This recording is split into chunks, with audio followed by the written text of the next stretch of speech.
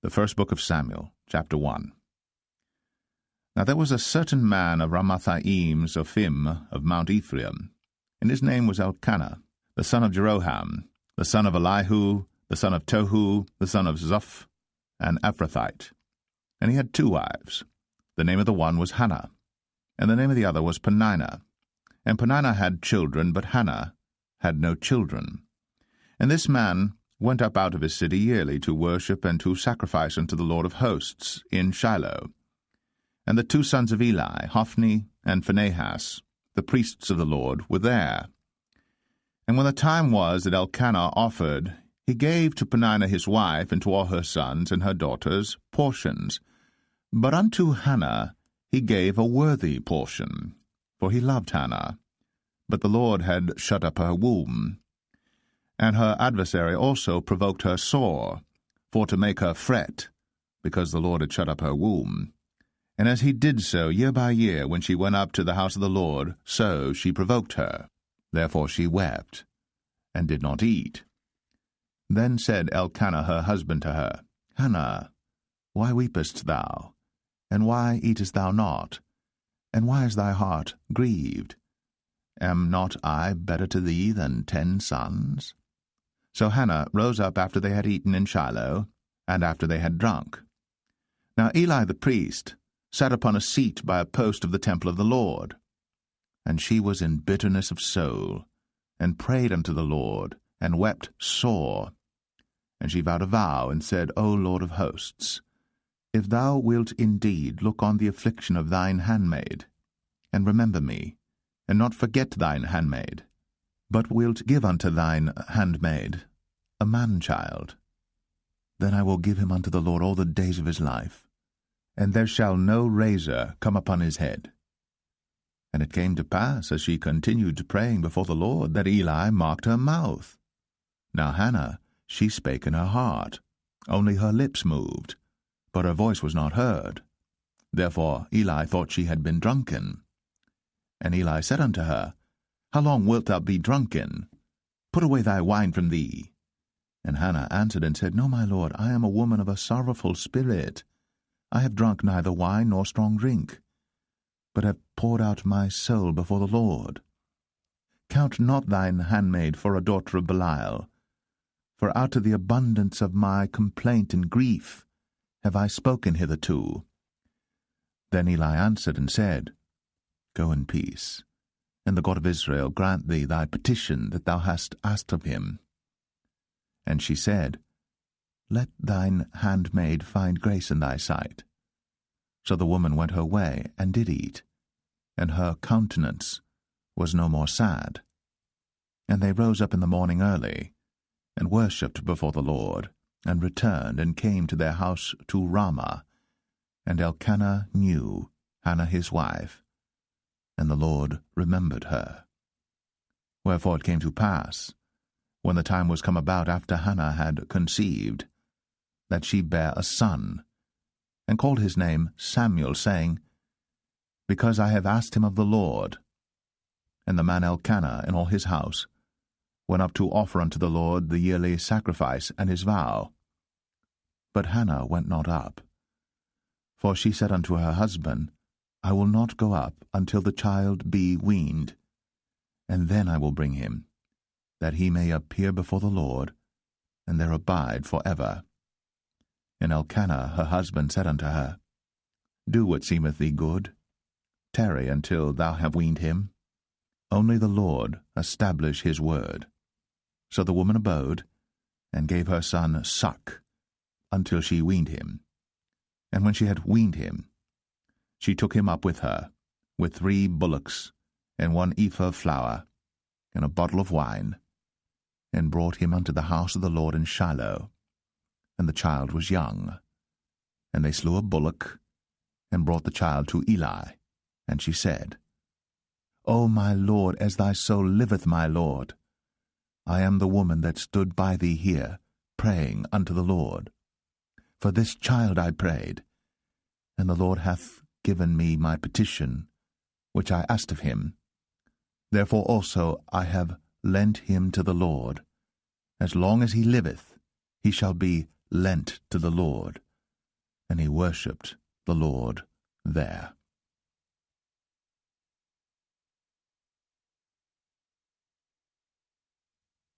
1 Samuel chapter 2. And Hannah prayed and said, My heart rejoiceth in the Lord. Mine horn is exalted in the Lord. My mouth is enlarged over mine enemies, because I rejoice in thy salvation. There is none holy as the Lord, for there is none beside thee, neither is there any rock like our God. Talk no more so exceeding proudly. Let not arrogancy come out of your mouth. For the Lord is a God of knowledge, and by him actions are weighed. The bows of the mighty men are broken, and they that stumbled are girded with strength. They that were full have hired out themselves for bread, and they that were hungry ceased, so that the barren hath borne 7, and she that hath many children is waxed feeble. The Lord killeth, and maketh alive. He bringeth down to the grave, and bringeth up. The Lord maketh poor, and maketh rich. He bringeth low, and lifteth up. He raiseth up the poor out of the dust, and lifteth up the beggar from the dunghill, to set them among princes, and to make them inherit the throne of glory. For the pillars of the earth are the Lord's, and he hath set the world upon them. He will keep the feet of his saints, and the wicked shall be silent in darkness, for by strength shall no man prevail. The adversaries of the Lord shall be broken to pieces. Out of heaven shall he thunder upon them. The Lord shall judge the ends of the earth, and he shall give strength unto his king, and exalt the horn of his anointed. And Elkanah went to Ramah to his house, and the child did minister unto the Lord before Eli the priest. Now the sons of Eli were sons of Belial. They knew not the Lord. And the priest's custom with the people was that when any man offered sacrifice, the priest's servant came, while the flesh was in seething, with a flesh hook of 3 teeth in his hand, and he struck it into the pan or kettle or cauldron or pot. All that the flesh hook brought up, the priest took for himself. So they did in Shiloh unto all the Israelites that came thither. Also before they burnt the fat, the priest's servant came and said to the man that sacrificed, Give flesh to roast for the priest, for he will not have sodden flesh of thee, but raw. And if any man said unto him, Let them not fail to burn the fat presently, and then take as much as thy soul desireth, then he would answer him, Nay, but thou shalt give it me now, and if not, I will take it by force. Wherefore the sin of the young men was very great before the Lord, for men abhorred the offering of the Lord. But Samuel ministered before the Lord, being a child, girded with a linen ephod. Moreover, his mother made him a little coat, and brought it to him from year to year, when she came up with her husband to offer the yearly sacrifice. And Eli blessed Elkanah and his wife, and said, The Lord give thee seed of this woman for the loan which is lent to the Lord. And they went unto their own home. And the Lord visited Hannah, so that she conceived, and bare 3 sons and 2 daughters. And the child Samuel grew before the Lord. Now Eli was very old, and heard all that his sons did unto all Israel, and how they lay with the women that assembled at the door of the tabernacle of the congregation. And he said unto them, Why do ye such things? For I hear of your evil dealings by all this people. Nay, my sons, for it is no good report that I hear. Ye make the Lord's people to transgress. If one man sin against another, the judge shall judge him. But if a man sin against the Lord, who shall entreat for him? Notwithstanding, they hearken not unto the voice of their father, because the Lord would slay them. And the child Samuel grew on, and was in favor both with the Lord and also with men.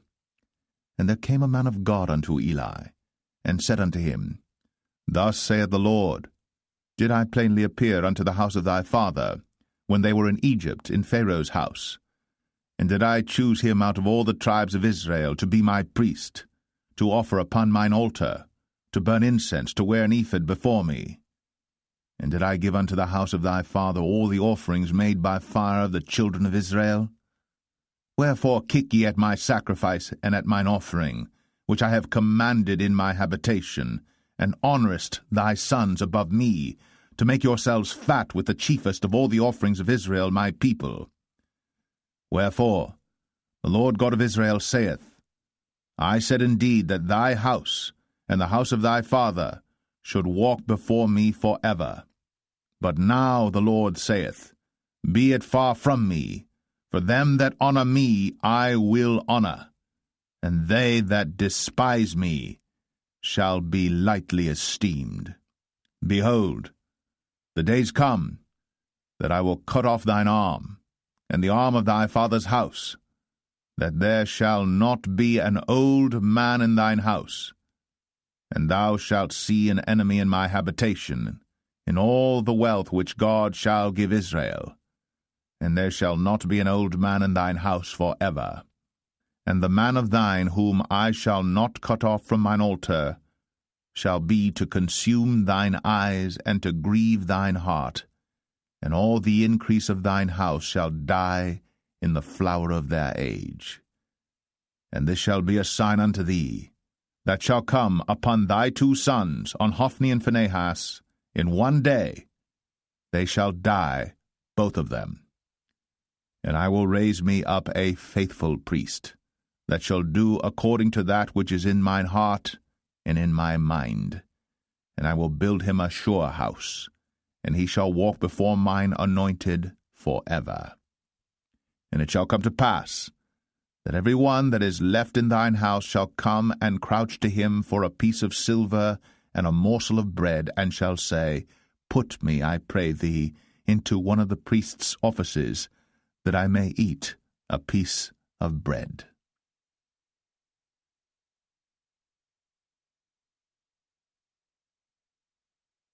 First Samuel 3. And the child Samuel ministered unto the Lord before Eli. And the word of the Lord was precious in those days. There was no open vision. And it came to pass at that time, when Eli was laid down in his place, and his eyes began to wax dim, that he could not see, and ere the lamp of God went out in the temple of the Lord, where the ark of God was, and Samuel was laid down to sleep, that the Lord called Samuel, and he answered, Here am I. And he ran unto Eli, and said, Here am I, for thou calledst me. And he said, I called not, lie down again. And he went and lay down. And the Lord called yet again, Samuel. And Samuel arose and went to Eli, and said, Here am I, for thou didst call me. And he answered, I called not, my son, lie down again. Now Samuel did not yet know the Lord, neither was the word of the Lord yet revealed unto him. And the Lord called Samuel again the third time, and he arose, and went to Eli, and said, Here am I, for thou didst call me. And Eli perceived that the Lord had called the child. Therefore Eli said unto Samuel, Go, lie down, and it shall be, if he call thee, that thou shalt say, Speak, Lord, for thy servant heareth. So Samuel went, and lay down in his place. And the Lord came, and stood, and called, as at other times, Samuel, Samuel. Then Samuel answered, Speak, for thy servant heareth. And the Lord said to Samuel, Behold, I will do a thing in Israel, at which both the ears of every one that heareth it shall tingle. In that day I will perform against Eli all things which I have spoken concerning his house. When I begin, I will also make an end. For I have told him that I will judge his house for ever for the iniquity which he knoweth, because his sons made themselves vile, and he restrained them not. And therefore I have sworn unto the house of Eli, that the iniquity of Eli's house shall not be purged with sacrifice nor offering for ever. And Samuel lay until the morning, and opened the doors of the house of the Lord. And Samuel feared to show Eli the vision.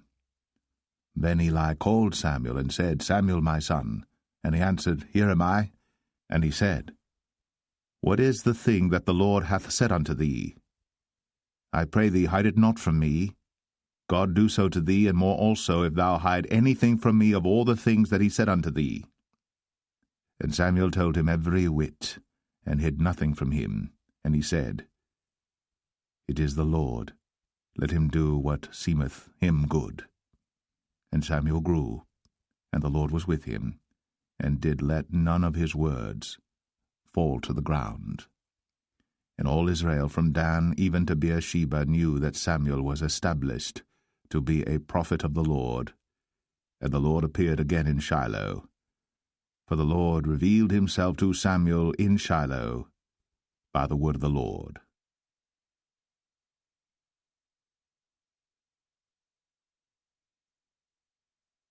1 Samuel 4. And the word of Samuel came to all Israel. Now Israel went out against the Philistines to battle, and pitched beside Ebenezer. And the Philistines pitched in Aphek. And the Philistines put themselves in array against Israel. And when they joined battle, Israel was smitten before the Philistines, and they slew of the army in the field about 4,000 men. And when the people were come into the camp, the elders of Israel said, Wherefore hath the Lord smitten us today before the Philistines? Let us fetch the ark of the covenant of the Lord out of Shiloh unto us, that, when it cometh among us, it may save us out of the hand of our enemies. So the people sent to Shiloh, that they might bring from thence the ark of the covenant of the Lord of hosts, which dwelleth between the cherubims. And the two sons of Eli, Hophni and Phinehas, were there with the ark of the covenant of God. And when the ark of the covenant of the Lord came into the camp, all Israel shouted with a great shout, so that the earth rang again. And when the Philistines heard the noise of the shout, they said, What meaneth the noise of this great shout in the camp of the Hebrews? And they understood that the ark of the Lord was come into the camp. And the Philistines were afraid, for they said, God is come into the camp. And they said, Woe unto us, for there hath not been such a thing heretofore. Woe unto us! Who shall deliver us out of the hand of these mighty gods? These are the gods that smote the Egyptians with all the plagues in the wilderness. Be strong, and quit yourselves like men, O ye Philistines, that ye be not servants unto the Hebrews, as they have been to you. Quit yourselves like men, and fight. And the Philistines fought, and Israel was smitten, and they fled every man into his tent. And there was a very great slaughter, for there fell of Israel 30,000 footmen. And the ark of God was taken, and the two sons of Eli, Hophni and Phinehas, were slain. And there ran a man of Benjamin out of the army, and came to Shiloh the same day with his clothes rent, and with earth upon his head. And when he came, lo, Eli sat upon a seat by the wayside, watching, for his heart trembled for the ark of God. And when the man came into the city and told it, all the city cried out. And when Eli heard the noise of the crying, he said, What meaneth the noise of this tumult? And the man came in hastily, and told Eli. Now Eli was 98 years old, and his eyes were dim, that he could not see. And the man said unto Eli, I am he that came out of the army, and I fled today out of the army. And he said, What is that done, my son? And the messenger answered and said, Israel is fled before the Philistines, and there hath been also a great slaughter among the people. And thy two sons also, Hophni and Phinehas, are dead. and the ark of God is taken. And it came to pass, when he made mention of the ark of God, that he fell from off the seat backward by the side of the gate, and his neck brake, and he died. For he was an old man and heavy, and he had judged Israel 40 years. And his daughter-in-law Phinehas' wife was with child, near to be delivered. And when she heard the tidings that the ark of God was taken, and that her father-in-law and her husband were dead, she bowed herself and travailed, for her pains came upon her. And about the time of her death, the women that stood by her said unto her, Fear not, for thou hast borne a son. But she answered not, neither did she regard it. And she named the child Ichabod, saying, The glory is departed from Israel, because the ark of God was taken, and because of her father-in-law and her husband. And she said, The glory is departed from Israel, for the ark of God is taken.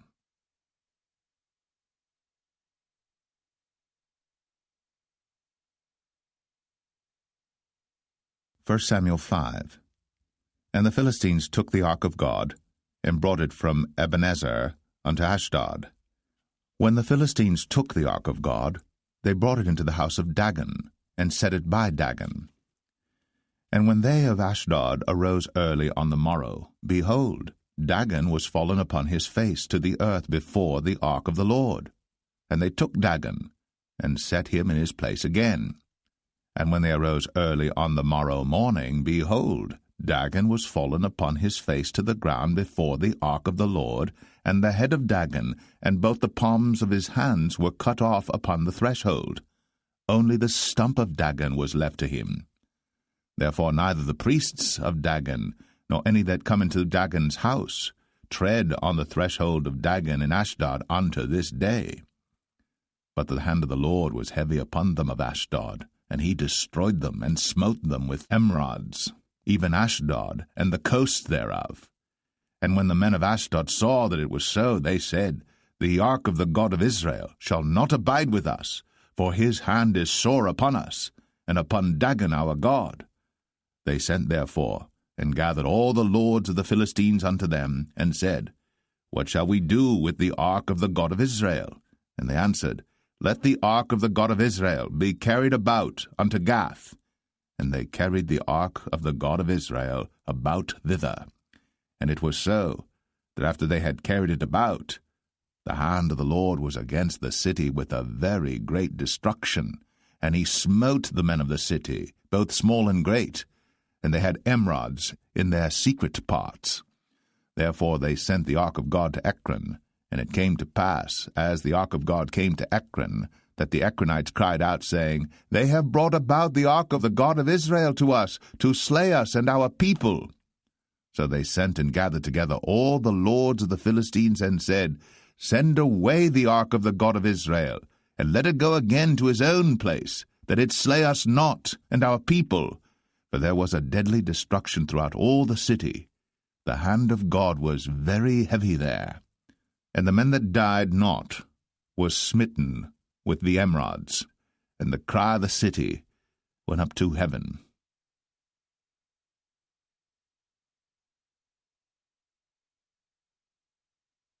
1 Samuel 6. And the ark of the Lord was in the country of the Philistines 7 months. And the Philistines called for the priests and the diviners, saying, What shall we do to the ark of the Lord? Tell us wherewith we shall send it to his place. And they said, If ye send away the ark of the God of Israel, send it not empty, but in any wise return him a trespass offering. Then ye shall be healed, and it shall be known to you why his hand is not removed from you. Then said they, What shall be the trespass offering which we shall return to him? They answered, 5 golden emerods, and 5 golden mice, according to the number of the lords of the Philistines. For 1 plague was on you all, and on your lords. Wherefore ye shall make images of your emerods, and images of your mice that mar the land, and ye shall give glory unto the God of Israel. Peradventure he will lighten his hand from off you, and from off your gods, and from off your land. Wherefore then do ye harden your hearts, as the Egyptians and Pharaoh hardened their hearts, when he had wrought wonderfully among them? Did they not let the people go, and they departed? Now therefore make a new cart, and take 2 milch kine, on which there hath come no yoke, and tie the kine to the cart, and bring their calves home from them. And take the ark of the Lord, and lay it upon the cart, and put the jewels of gold, which ye return him for a trespass offering, in a coffer by the side thereof, and send it away, that it may go. And see, if it goeth up by the way of his own coast, to Bethshemesh, then he hath done us this great evil.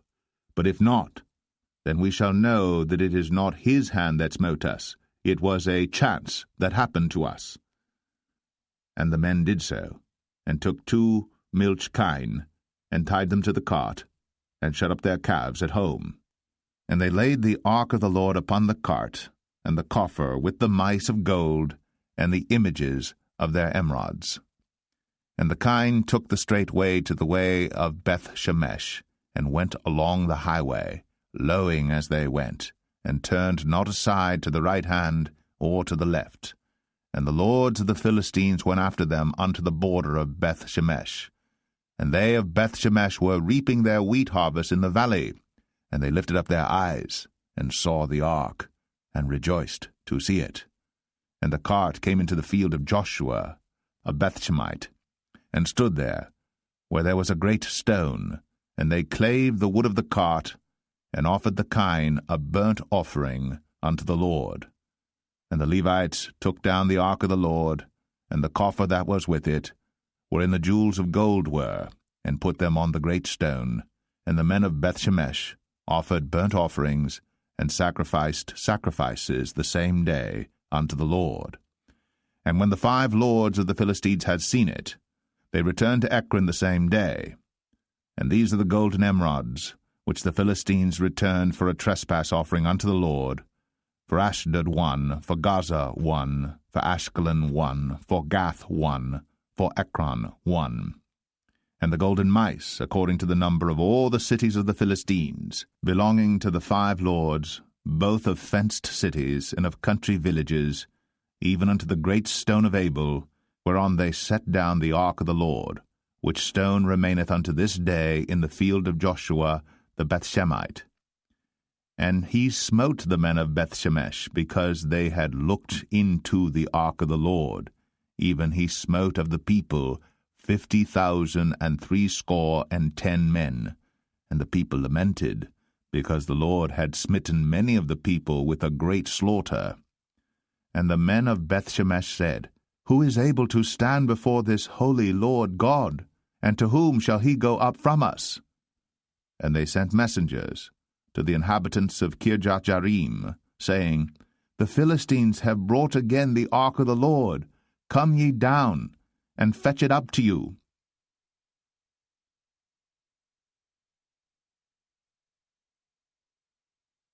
1 Samuel 7. And the men of Kirjath-jearim came and fetched up the ark of the Lord, and brought it into the house of Abinadab in the hill, and sanctified Eleazar his son to keep the ark of the Lord. And it came to pass, while the ark abode in Kirjath-jearim, that the time was long, for it was 20 years. And all the house of Israel lamented after the Lord. And Samuel spake unto all the house of Israel, saying, If ye do return unto the Lord with all your hearts, then put away the strange gods, and Ashtoreth from among you, and prepare your hearts unto the Lord, and serve him only, and he will deliver you out of the hand of the Philistines. Then the children of Israel did put away Baalim and Ashtoreth, and served the Lord only. And Samuel said, Gather all Israel to Mizpeh, and I will pray for you unto the Lord. And they gathered together to Mizpeh, and drew water, and poured it out before the Lord, and fasted on that day, and said there, We have sinned against the Lord. And Samuel judged the children of Israel in Mizpeh. And when the Philistines heard that the children of Israel were gathered together to Mizpeh, the lords of the Philistines went up against Israel. And when the children of Israel heard it, they were afraid of the Philistines. And the children of Israel said to Samuel, Cease not to cry unto the Lord our God for us, that he will save us out of the hand of the Philistines. And Samuel took a sucking lamb, and offered it for a burnt offering holy unto the Lord. And Samuel cried unto the Lord for Israel. And the Lord heard him. And as Samuel was offering up the burnt offering, the Philistines drew near to battle against Israel. But the Lord thundered with a great thunder on that day upon the Philistines, and discomfited them, and they were smitten before Israel. And the men of Israel went out of Mizpeh, and pursued the Philistines, and smote them until they came under Bethkar. Then Samuel took a stone, and set it between Mizpeh and Shen, and called the name of it Ebenezer, saying, Hitherto hath the Lord helped us. So the Philistines were subdued, and they came no more into the coast of Israel. And the hand of the Lord was against the Philistines all the days of Samuel. And the cities which the Philistines had taken from Israel were restored to Israel, from Ekron even unto Gath. And the coasts thereof did Israel deliver out of the hands of the Philistines. And there was peace between Israel and the Amorites. And Samuel judged Israel all the days of his life. And he went from year to year in circuit to Bethel, and Gilgal, and Mizpeh, and judged Israel in all those places. And his return was to Ramah, for there was his house, and there he judged Israel, and there he built an altar unto the Lord.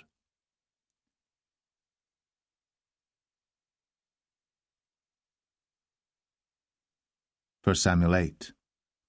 And it came to pass, when Samuel was old, that he made his sons judges over Israel. Now the name of his firstborn was Joel, and the name of his second Abiah. They were judges in Beersheba. And his sons walked not in his ways, but turned aside after lucre, and took bribes, and perverted judgment. And all the elders of Israel gathered themselves together, and came to Samuel unto Ramah, and said unto him, Behold, thou art old, and thy sons walk not in thy ways. Now make us a king to judge us like all the nations. But the thing displeased Samuel, when they said, Give us a king to judge us. And Samuel prayed unto the Lord. And the Lord said unto Samuel, Hearken unto the voice of the people, in all that they say unto thee. For they have not rejected thee, but they have rejected me, that I should not reign over them. According to all the works which they have done since the day that I brought them up out of Egypt, even unto this day, wherewith they have forsaken me, and served other gods, so do they also unto thee. Now therefore hearken unto their voice, howbeit yet protest solemnly unto them, and show them the manner of the king that shall reign over them. And Samuel told all the words of the Lord unto the people that asked of him a king. And he said, This will be the manner of the king that shall reign over you. He will take your sons, and appoint them for himself, for his chariots, and to be his horsemen, and some shall run before his chariots. And he will appoint him captains over thousands, and captains over fifties, and will set them to ear his ground, and to reap his harvest, and to make his instruments of war, and instruments of his chariots. And he will take your daughters to be confectionaries, and to be cooks, and to be bakers. And he will take your fields, and your vineyards, and your oliveyards, even the best of them, and give them to his servants. And he will take the tenth of your seed, and of your vineyards, and give to his officers, and to his servants. And he will take your men-servants, and your maidservants, and your goodliest young men, and your asses, and put them to his work. He will take the tenth of your sheep, and ye shall be his servants. And ye shall cry out in that day because of your king which ye shall have chosen you. And the Lord will not hear you in that day. Nevertheless, the people refused to obey the voice of Samuel, and they said, Nay, but we will have a king over us, that we also may be like all the nations, and that our king may judge us, and go out before us, and fight our battles. And Samuel heard all the words of the people, and he rehearsed them in the ears of the Lord. And the Lord said to Samuel, Hearken unto their voice, and make them a king. And Samuel said unto the men of Israel, Go ye every man unto his city.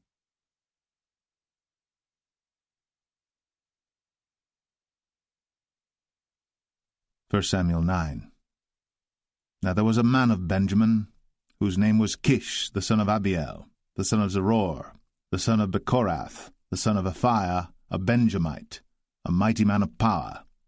And he had a son whose name was Saul, a choice young man, and a goodly. And there was not among the children of Israel a goodlier person than he. From his shoulders and upward he was higher than any of the people. And the asses of Kish, Saul's father, were lost. And Kish said to Saul his son, Take now one of the servants with thee, and arise, go seek the asses. And he passed through Mount Ephraim, and passed through the land of Shalisha. But they found them not.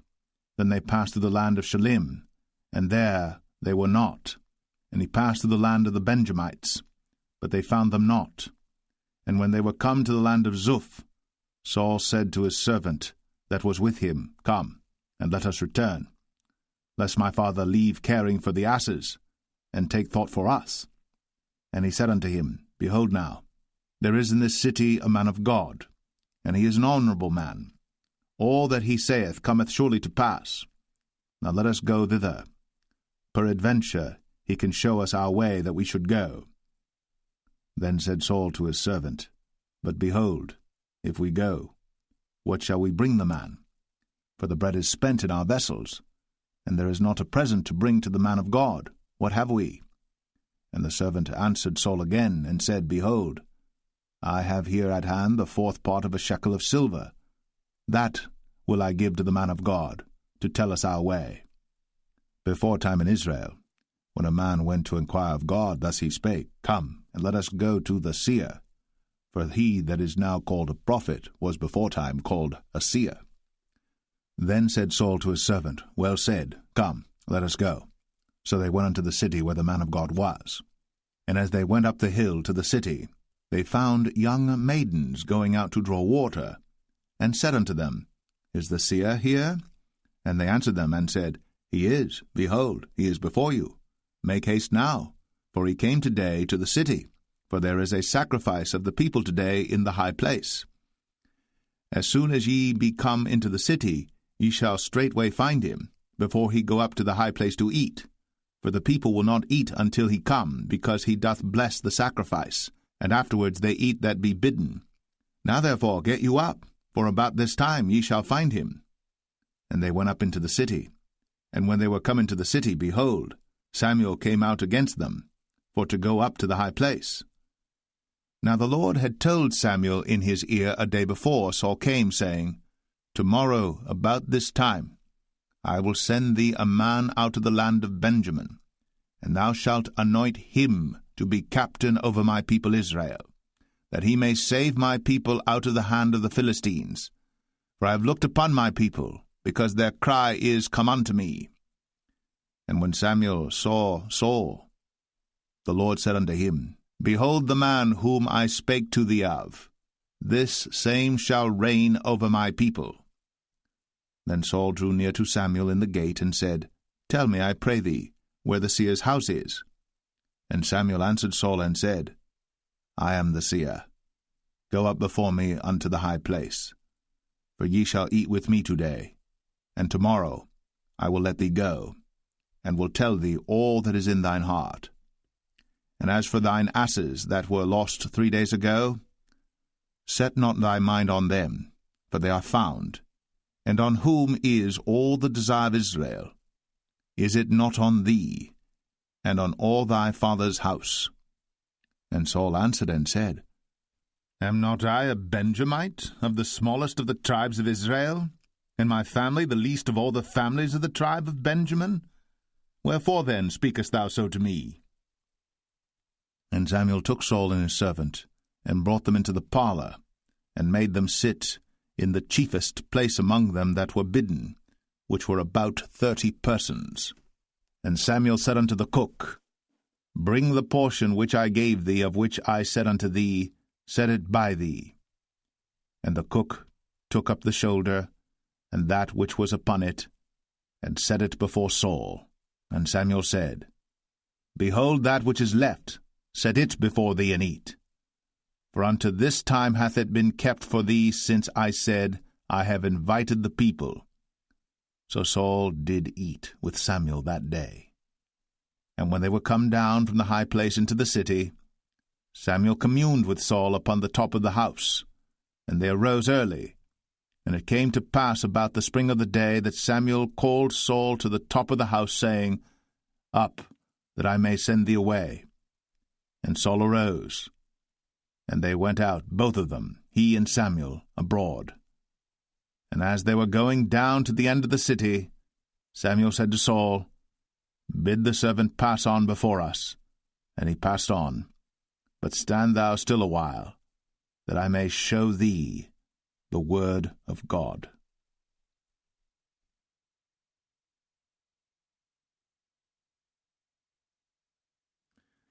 1 Samuel 10. Then Samuel took a vial of oil, and poured it upon his head, and kissed him, and said, Is it not because the Lord hath anointed thee to be captain over his inheritance? When thou art departed from me today, then thou shalt find 2 men by Rachel's sepulchre, in the border of Benjamin at Zelzah. And they will say unto thee, The asses which thou wentest to seek are found, and lo, thy father hath left the care of the asses, and sorroweth for you, saying, What shall I do for my son? Then shalt thou go on forward from thence, and thou shalt come to the plain of Tabor. And there shall meet thee 3 men going up to God to Bethel, one carrying 3 kids, and another carrying 3 loaves of bread, and another carrying a bottle of wine. And they will salute thee, and give thee 2 loaves of bread, which thou shalt receive of their hands. After that thou shalt come to the hill of God, where is the garrison of the Philistines. And it shall come to pass, when thou art come thither to the city, that thou shalt meet a company of prophets coming down from the high place, with a psaltery, and a tabret, and a pipe, and a harp before them, and they shall prophesy. And the Spirit of the Lord will come upon thee, and thou shalt prophesy with them, and shalt be turned into another man. And let it be, when these signs are come unto thee, that thou do as occasion serve thee, for God is with thee. And thou shalt go down before me to Gilgal, and behold, I will come down unto thee to offer burnt offerings, and to sacrifice sacrifices of peace offerings. 7 days shalt thou tarry, till I come to thee, and show thee what thou shalt do. And it was so that when he had turned his back to go from Samuel, God gave him another heart. And all those signs came to pass that day. And when they came thither to the hill, behold, a company of prophets met him, and the Spirit of God came upon him, and he prophesied among them. And it came to pass, when all that knew him beforetime saw that, behold, he prophesied among the prophets, then the people said one to another, What is this that is come unto the son of Kish? Is Saul also among the prophets? And one of the same place answered and said, But who is their father? Therefore it became a proverb, Is Saul also among the prophets? And when he had made an end of prophesying, he came to the high place. And Saul's uncle said unto him and to his servant, Whither went ye? And he said, To seek the asses. And when we saw that they were nowhere, we came to Samuel. And Saul's uncle said, Tell me, I pray thee, what Samuel said unto you.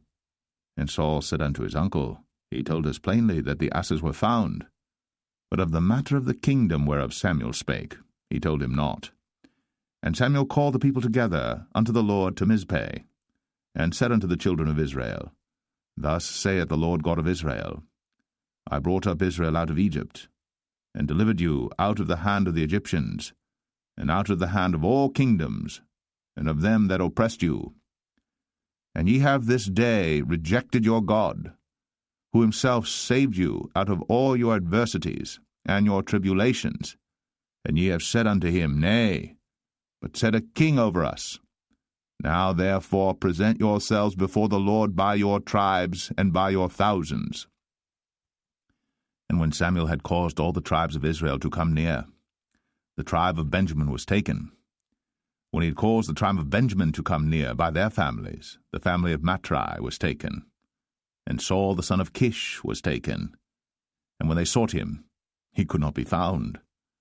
Therefore they inquired of the Lord further, if the man should yet come thither.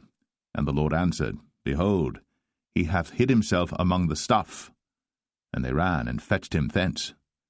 And when he stood among the people, he was higher than any of the people, from his shoulders and upward. And Samuel said to all the people, See ye him, whom the Lord hath chosen, that there is none like him among all the people? And all the people shouted and said, God save the king. Then Samuel told the people the manner of the kingdom, and wrote it in a book, and laid it up before the Lord. And Samuel sent all the people away, every man to his house. And Saul also went home to Gibeah, and there went with him a band of men, whose hearts God had touched. But the children of Belial said, How shall this man save us? And they despised him, and brought him no presents. But he held his peace.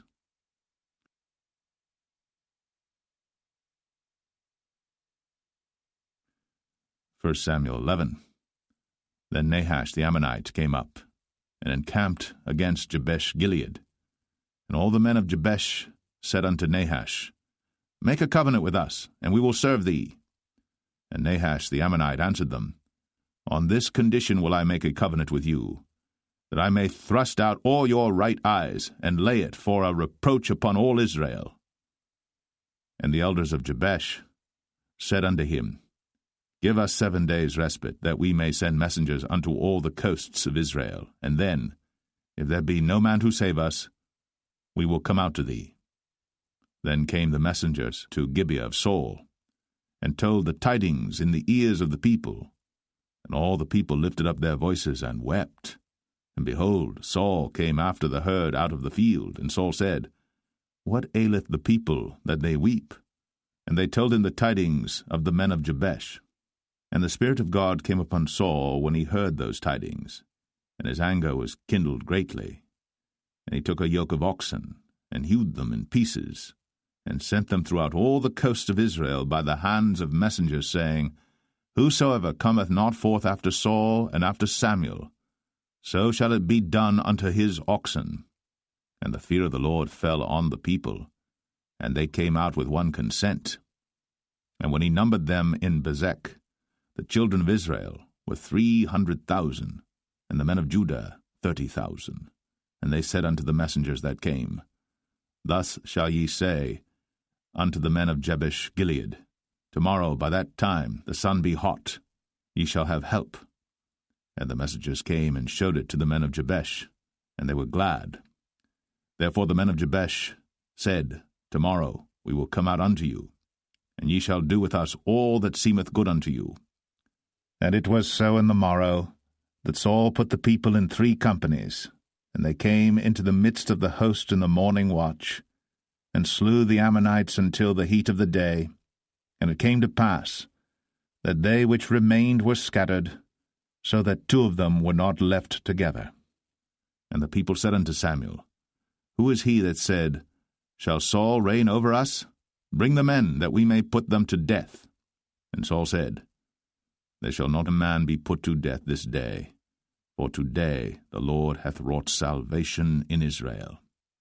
Then said Samuel to the people, Come, and let us go to Gilgal, and renew the kingdom there.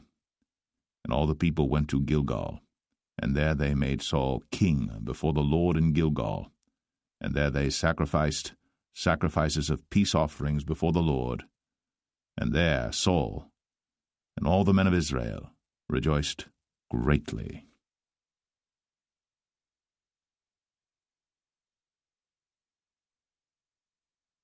1 Samuel 12. And Samuel said unto all Israel, Behold, I have hearkened unto your voice in all that ye said unto me, and have made a king over you. And now, behold, the king walketh before you, and I am old and grey-headed, and behold, my sons are with you, and I have walked before you from my childhood unto this day. Behold, here I am. Witness against me before the Lord and before his anointed, whose ox have I taken? Or whose ass have I taken? Or whom have I defrauded? Whom have I oppressed? Or of whose hand have I received any bribe to blind mine eyes therewith? And I will restore it you. And they said, Thou hast not defrauded us, nor oppressed us, neither hast thou taken aught of any man's hand. And he said unto them, The Lord is witness against you, and his anointed is witness this day, that ye have not found aught in my hand. And they answered, He is witness. And Samuel said unto the people, It is the Lord that advanced Moses and Aaron, and that brought your fathers up out of the land of Egypt. Now therefore stand still, that I may reason with you before the Lord of all the righteous acts of the Lord which he did to you and to your fathers. When Jacob was come into Egypt, and your fathers cried unto the Lord, then the Lord sent Moses and Aaron, which brought forth your fathers out of Egypt, and made them dwell in this place. And when they forgat the Lord their God, he sold them into the hand of Sisera, captain of the host of Hazor, and into the hand of the Philistines, and into the hand of the king of Moab, and they fought against them. And they cried unto the Lord, and said, We have sinned, because we have forsaken the Lord, and have served Balaam and Ashtoreth. But now deliver us out of the hand of our enemies, and we will serve thee. And the Lord sent Jerubbaal, and Bedan, and Jephthah, and Samuel, and delivered you out of the hand of your enemies on every side, and ye dwelled safe. And when ye saw that Nahash the king of the children of Ammon came against you, ye said unto me, Nay, but a king shall reign over us, when the Lord your God was your king. Now therefore, behold, the king whom ye have chosen, and whom ye have desired, and behold, the Lord hath set a king over you. If ye will fear the Lord, and serve him, and obey his voice, and not rebel against the commandment of the Lord, then shall both ye and also the king that reigneth over you continue following the Lord your God. But if ye will not obey the voice of the Lord, but rebel against the commandment of the Lord, then shall the hand of the Lord be against you, as it was against your fathers. Now therefore stand and see this great thing which the Lord will do before your eyes. Is it not wheat harvest today? I will call unto the Lord, and he shall send thunder and rain, that ye may perceive and see that your wickedness is great, which ye have done in the sight of the Lord in asking you a king. So Samuel called unto the Lord, and the Lord sent thunder and rain that day. And all the people greatly feared the Lord and Samuel. And all the people said unto Samuel, Pray for thy servants unto the Lord thy God, that we die not, for we have added unto all our sins this evil, to ask us a king. And Samuel said unto the people, Fear not, ye have done all this wickedness. Yet turn not aside from following the Lord, but serve the Lord with all your heart. And turn ye not aside, for then should ye go after vain things which cannot profit nor deliver, for they are vain. For the Lord will not forsake his people for his great name's sake, because it hath pleased the Lord to make you his people. Moreover, as for me, God forbid that I should sin against the Lord in ceasing to pray for you. But I will teach you the good and the right way. Only fear the Lord, and serve him in truth with all your heart.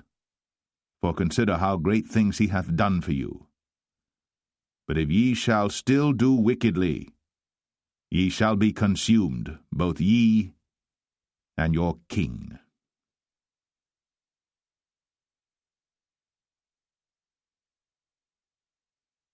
1 Samuel 13. Saul reigned 1 year.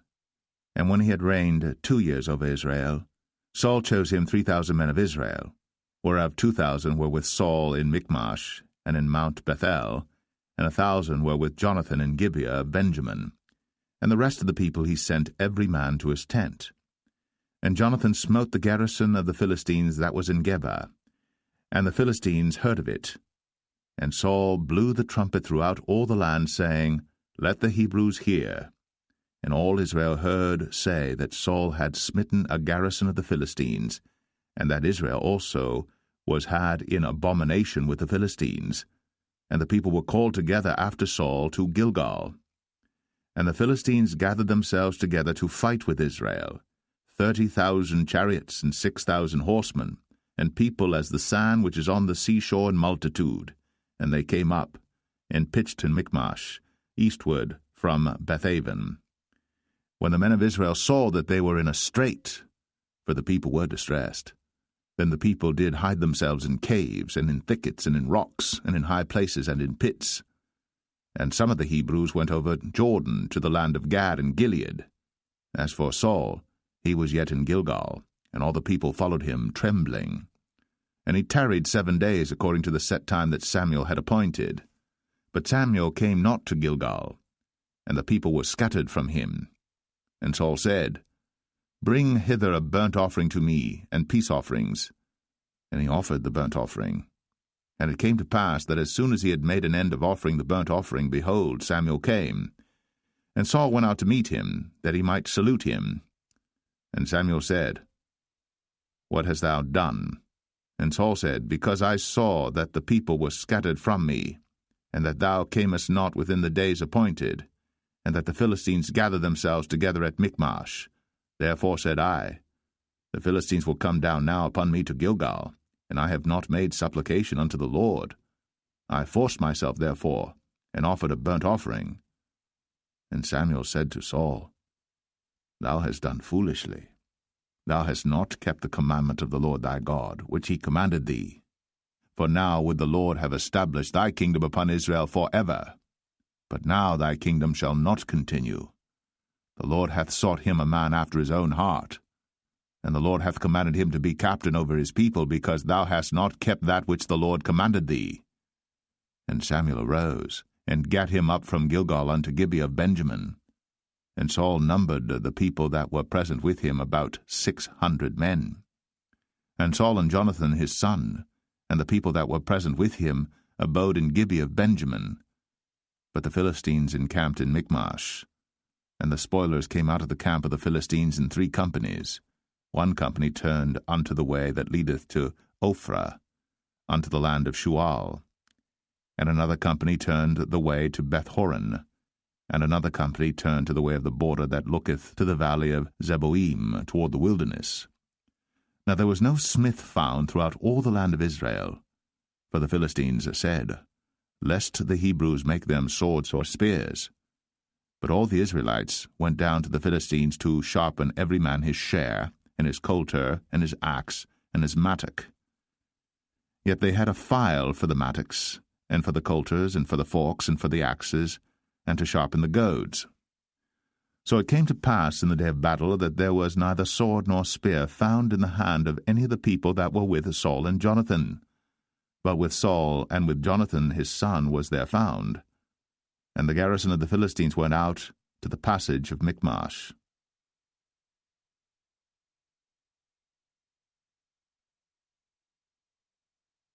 1 Samuel 14.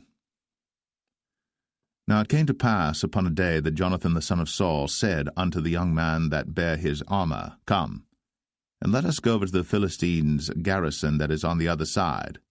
But he told not his father. And Saul tarried in the uttermost part of Gibeah, under a pomegranate tree which is in Migron. And the people that were with him were about 600 men. And Ahiah, the son of Ahitub, Ichabod's brother, the son of Phinehas, the son of Eli, the Lord's priest in Shiloh, wearing an ephod. And the people knew not that Jonathan was gone. And between the passages, by which Jonathan sought to go over unto the Philistines' garrison, there was a sharp rock on the one side, and a sharp rock on the other side. And the name of the one was Bozez, and the name of the other Seneh. The forefront of the one was situate northward over against Michmash, and the other southward over against Gibeah. And Jonathan said to the young men that bare his armor, Come, and let us go over unto the garrison of these uncircumcised. It may be that the Lord will work for us, for there is no restraint to the Lord to save by many or by few. And his armor-bearer said unto him, Do all that is in thine heart, turn thee, behold, I am with thee according to thy heart. Then said Jonathan, Behold, we will pass over unto these men, and we will discover ourselves unto them. If they say thus unto us, Tarry until we come to you, then we will stand still in our place, and will not go up unto them. But if they say thus, Come up unto us, then we will go up, for the Lord hath delivered them into our hand, and this shall be a sign unto us. And both of them discovered themselves unto the garrison of the Philistines. And the Philistines said, Behold, the Hebrews come forth out of the holes where they had hid themselves. And the men of the garrison answered Jonathan and his armor-bearer, and said, Come up to us, and we will show you a thing. And Jonathan said unto his armor-bearer, Come up after me, for the Lord hath delivered them into the hand of Israel. And Jonathan climbed up upon his hands and upon his feet, and his armor-bearer after him, and they fell before Jonathan, and his armor-bearer slew after him. And that first slaughter which Jonathan and his armor-bearer made was about 20 men, within as it were an half acre of land, which a yoke of oxen might plough. And there was trembling in the host, in the field, and among all the people. The garrison and the spoilers, they also trembled, and the earth quaked. So it was a very great trembling. And the watchmen of Saul and Gibeah of Benjamin looked, and behold, the multitude melted away, and they went on beating down one another. Then said Saul unto the people that were with him, Number now, and see who is gone from us. And when they had numbered, behold, Jonathan and his armor-bearer were not there. And Saul said unto Ahiah, Bring hither the ark of God. For the ark of God was at that time with the children of Israel. And it came to pass, while Saul talked unto the priest, that the noise that was in the host of the Philistines went on and increased. And Saul said unto the priest, Withdraw thine hand. And Saul and all the people that were with him assembled themselves. And they came to the battle. And behold, every man's sword was against his fellow, and there was a very great discomfiture. Moreover, the Hebrews that were with the Philistines before that time, which went up with them into the camp from the country round about, even they also turned to be with the Israelites that were with Saul and Jonathan. Likewise all the men of Israel, which had hid themselves in Mount Ephraim, when they heard that the Philistines fled, even they also followed hard after them in the battle. So the Lord saved Israel that day. And the battle passed over unto Bethaven. And the men of Israel were distressed that day. For Saul had adjured the people, saying, Cursed be the man that eateth any food until evening, that I may be avenged on mine enemies. So none of the people tasted any food. And all they of the land came to a wood, and there was honey upon the ground. And when the people were come into the wood, behold, the honey dropped. But no man put his hand to his mouth, for the people feared the oath. But Jonathan heard not, when his father charged the people with the oath, wherefore he put forth the end of the rod that was in his hand, and dipped it in an honeycomb, and put his hand to his mouth, and his eyes were enlightened. Then answered one of the people, and said, Thy father straitly charged the people with an oath, saying, Cursed be the man that eateth any food this day. And the people were faint. Then said Jonathan, My father hath troubled the land. See, I pray you, how mine eyes have been enlightened, because I tasted a little of this honey. How much more, if haply the people had eaten freely today of the spoil of their enemies which they found? For had there not been now a much greater slaughter among the Philistines? And they smote the Philistines that day, from Michmash to Ajalon, and the people were very faint. And the people flew upon the spoil, and took sheep and oxen and calves, and slew them on the ground. And the people did eat them with the blood.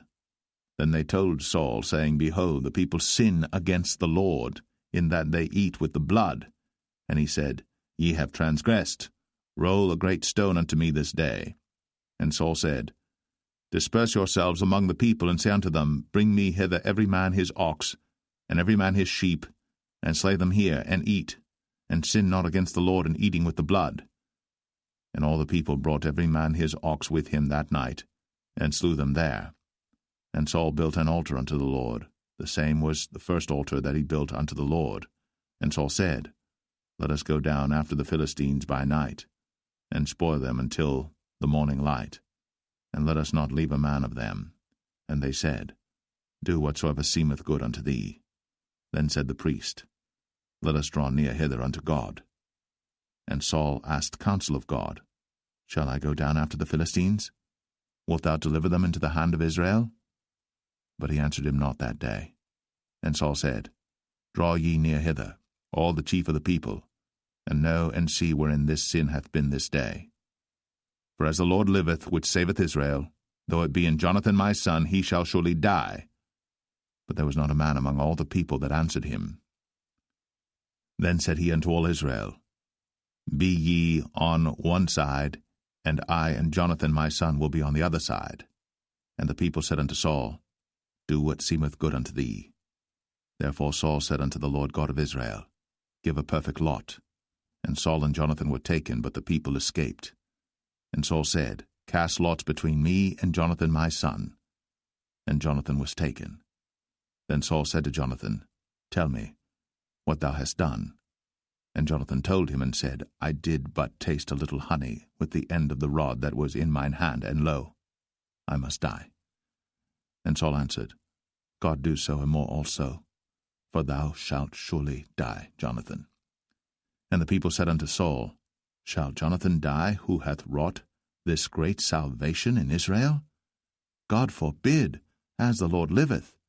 There shall not one hair of his head fall to the ground, for he hath wrought with God this day. So the people rescued Jonathan, that he died not.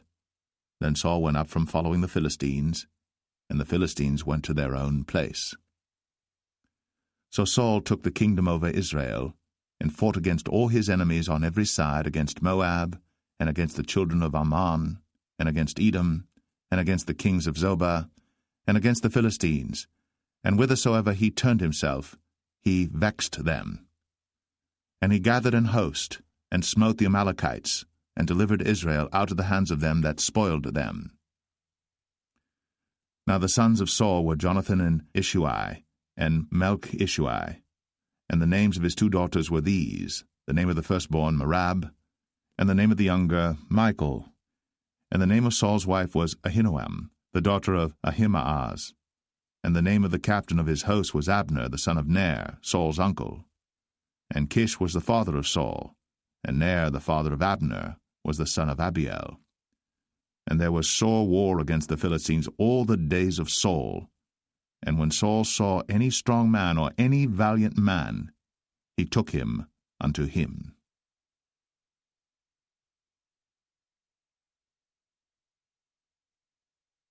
1 Samuel 15. Samuel also said unto Saul, The Lord sent me to anoint thee to be king over his people, over Israel. Now therefore hearken thou unto the voice of the words of the Lord. Thus saith the Lord of hosts, I remember that which Amalek did to Israel, how he laid wait for him in the way when he came up from Egypt. Now go, and smite Amalek, and utterly destroy all that they have, and spare them not, but slay both man and woman, infant and suckling, ox and sheep, camel and ass. And Saul gathered the people together, and numbered them in Telaim 200,000 footmen, and 10,000 men of Judah.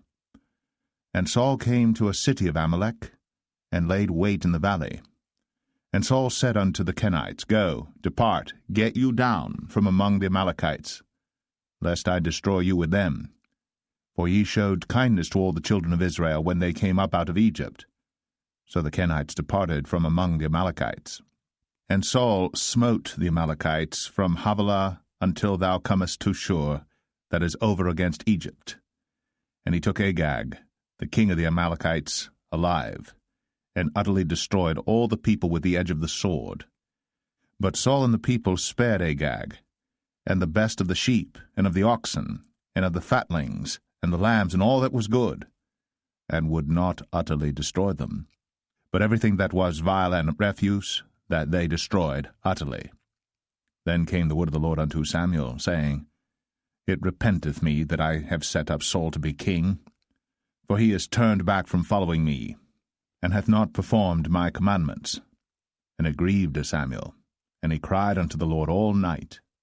And when Samuel rose early to meet Saul in the morning, it was told Samuel, saying, Saul came to Carmel, and behold, he set him up a place, and is gone about, and passed on, and gone down to Gilgal. And Samuel came to Saul, and Saul said unto him, Blessed be thou of the Lord, I have performed the commandment of the Lord. And Samuel said, What meaneth then this bleating of the sheep in mine ears, and the lowing of the oxen which I hear? And Saul said, They have brought them from the Amalekites, for the people spared the best of the sheep and of the oxen to sacrifice unto the Lord thy God, and the rest we have utterly destroyed. Then Samuel said unto Saul, Stay, and I will tell thee what the Lord hath said to me this night. And he said unto him, Say on. And Samuel said, When thou wast little in thine own sight, wast thou not made the head of the tribes of Israel? And the Lord anointed thee king over Israel? And the Lord sent thee on a journey, and said, Go, and utterly destroy the sinners, the Amalekites, and fight against them until they be consumed. Wherefore then didst thou not obey the voice of the Lord, but didst fly upon the spoil, and didst evil in the sight of the Lord? And Saul said unto Samuel, Yea, I have obeyed the voice of the Lord, and have gone the way which the Lord sent me, and have brought Agag, the king of Amalek, and have utterly destroyed the Amalekites. But the people took of the spoil sheep and oxen, the chief of the things which should have been utterly destroyed, to sacrifice unto the Lord thy God in Gilgal. And Samuel said, Hath the Lord as great delight in burnt offerings and sacrifices as in obeying the voice of the Lord? Behold, to obey is better than sacrifice, and to hearken than the fat of rams. For rebellion is as the sin of witchcraft, and stubbornness is as iniquity and idolatry. Because thou hast rejected the word of the Lord, he hath also rejected thee from being king. And Saul said unto Samuel, I have sinned, for I have transgressed the commandment of the Lord, and thy words, because I feared the people, and obeyed their voice. Now therefore, I pray thee, pardon my sin, and turn again with me, that I may worship the Lord. And Samuel said unto Saul, I will not return with thee, for thou hast rejected the word of the Lord, and the Lord hath rejected thee from being king over Israel. And as Samuel turned about to go away, he laid hold upon the skirt of his mantle, and it rent. And Samuel said unto him, The Lord hath rent the kingdom of Israel from thee this day, and hath given it to a neighbor of thine, that is better than thou. And also the strength of Israel will not lie nor repent, for he is not a man that he should repent.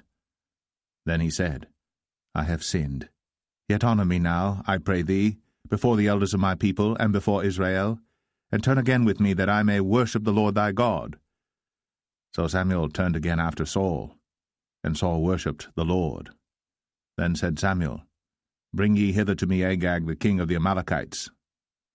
And Agag came unto him delicately, and Agag said, Surely the bitterness of death is past. And Samuel said, As thy sword hath made women childless, so shall thy mother be childless among women. And Samuel hewed Agag in pieces before the Lord in Gilgal.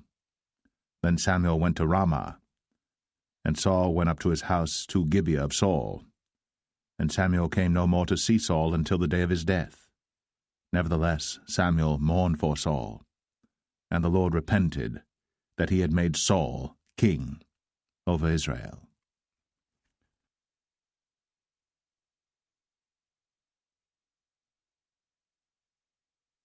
1 Samuel 16. And the Lord said unto Samuel, How long wilt thou mourn for Saul, seeing I have rejected him from reigning over Israel? Fill thine horn with oil, and go. I will send thee to Jesse the Bethlehemite, for I have provided me a king among his sons. And Samuel said, How can I go? If Saul hear it, he will kill me. And the Lord said, Take an heifer with thee, and say, I am come to sacrifice to the Lord. And call Jesse to the sacrifice. And I will show thee what thou shalt do, and thou shalt anoint unto me him whom I name unto thee. And Samuel did that which the Lord spake, and came to Bethlehem. And the elders of the town trembled at his coming, and said, Comest thou peaceably? And he said, Peaceably. I am come to sacrifice unto the Lord. Sanctify yourselves, and come with me to the sacrifice. And he sanctified Jesse and his sons, and called them to the sacrifice. And it came to pass, when they were come, that he looked on Eliab, and said, Surely the Lord's anointed is before him. But the Lord said unto Samuel, Look not on his countenance, or on the height of his stature, because I have refused him.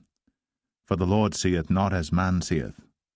For man looketh on the outward appearance, but the Lord looketh on the heart. Then Jesse called Abinadab, and made him pass before Samuel, and he said, Neither hath the Lord chosen this. Then Jesse made Shammah to pass by, and he said, Neither hath the Lord chosen this. Again Jesse made 7 of his sons to pass before Samuel. And Samuel said unto Jesse, The Lord hath not chosen these. And Samuel said unto Jesse, Are here all thy children? And he said, There remaineth yet the youngest, and behold, he keepeth the sheep. And Samuel said unto Jesse, Send and fetch him, for we will not sit down till he come hither. And he sent and brought him in. Now he was ruddy, and withal of a beautiful countenance, and goodly to look to.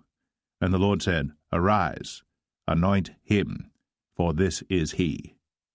Then Samuel took the horn of oil, and anointed him in the midst of his brethren. And the Spirit of the Lord came upon David from that day forward. So Samuel rose up, and went to Ramah. But the Spirit of the Lord departed from Saul, and an evil spirit from the Lord troubled him. And Saul's servant said unto him, Behold now, an evil spirit from God troubleth thee. Let our Lord now command thy servants, which are before thee, to seek out a man who is a cunning player on an harp, and it shall come to pass, when the evil spirit from God is upon thee, that he shall play with his hand, and thou shalt be well. And Saul said unto his servants, Provide me now a man that can play well, and bring him to me. Then answered one of the servants, and said, Behold, I have seen a son of Jesse the Bethlehemite, that is cunning in playing, and a mighty valiant man, and a man of war, and prudent in matters, and a comely person. And the Lord is with him. Wherefore Saul sent messengers unto Jesse, and said, Send me David thy son, which is with the sheep. And Jesse took an ass laden with bread, and a bottle of wine, and a kid, and sent them by David his son unto Saul. And David came to Saul, and stood before him. And he loved him greatly, and he became his armor-bearer. And Saul sent to Jesse, saying, Let David, I pray thee, stand before me, for he hath found favor in my sight. And it came to pass, when the evil spirit from God was upon Saul, that David took an harp, and played with his hand. So Saul was refreshed, and was well, and the evil spirit departed from him.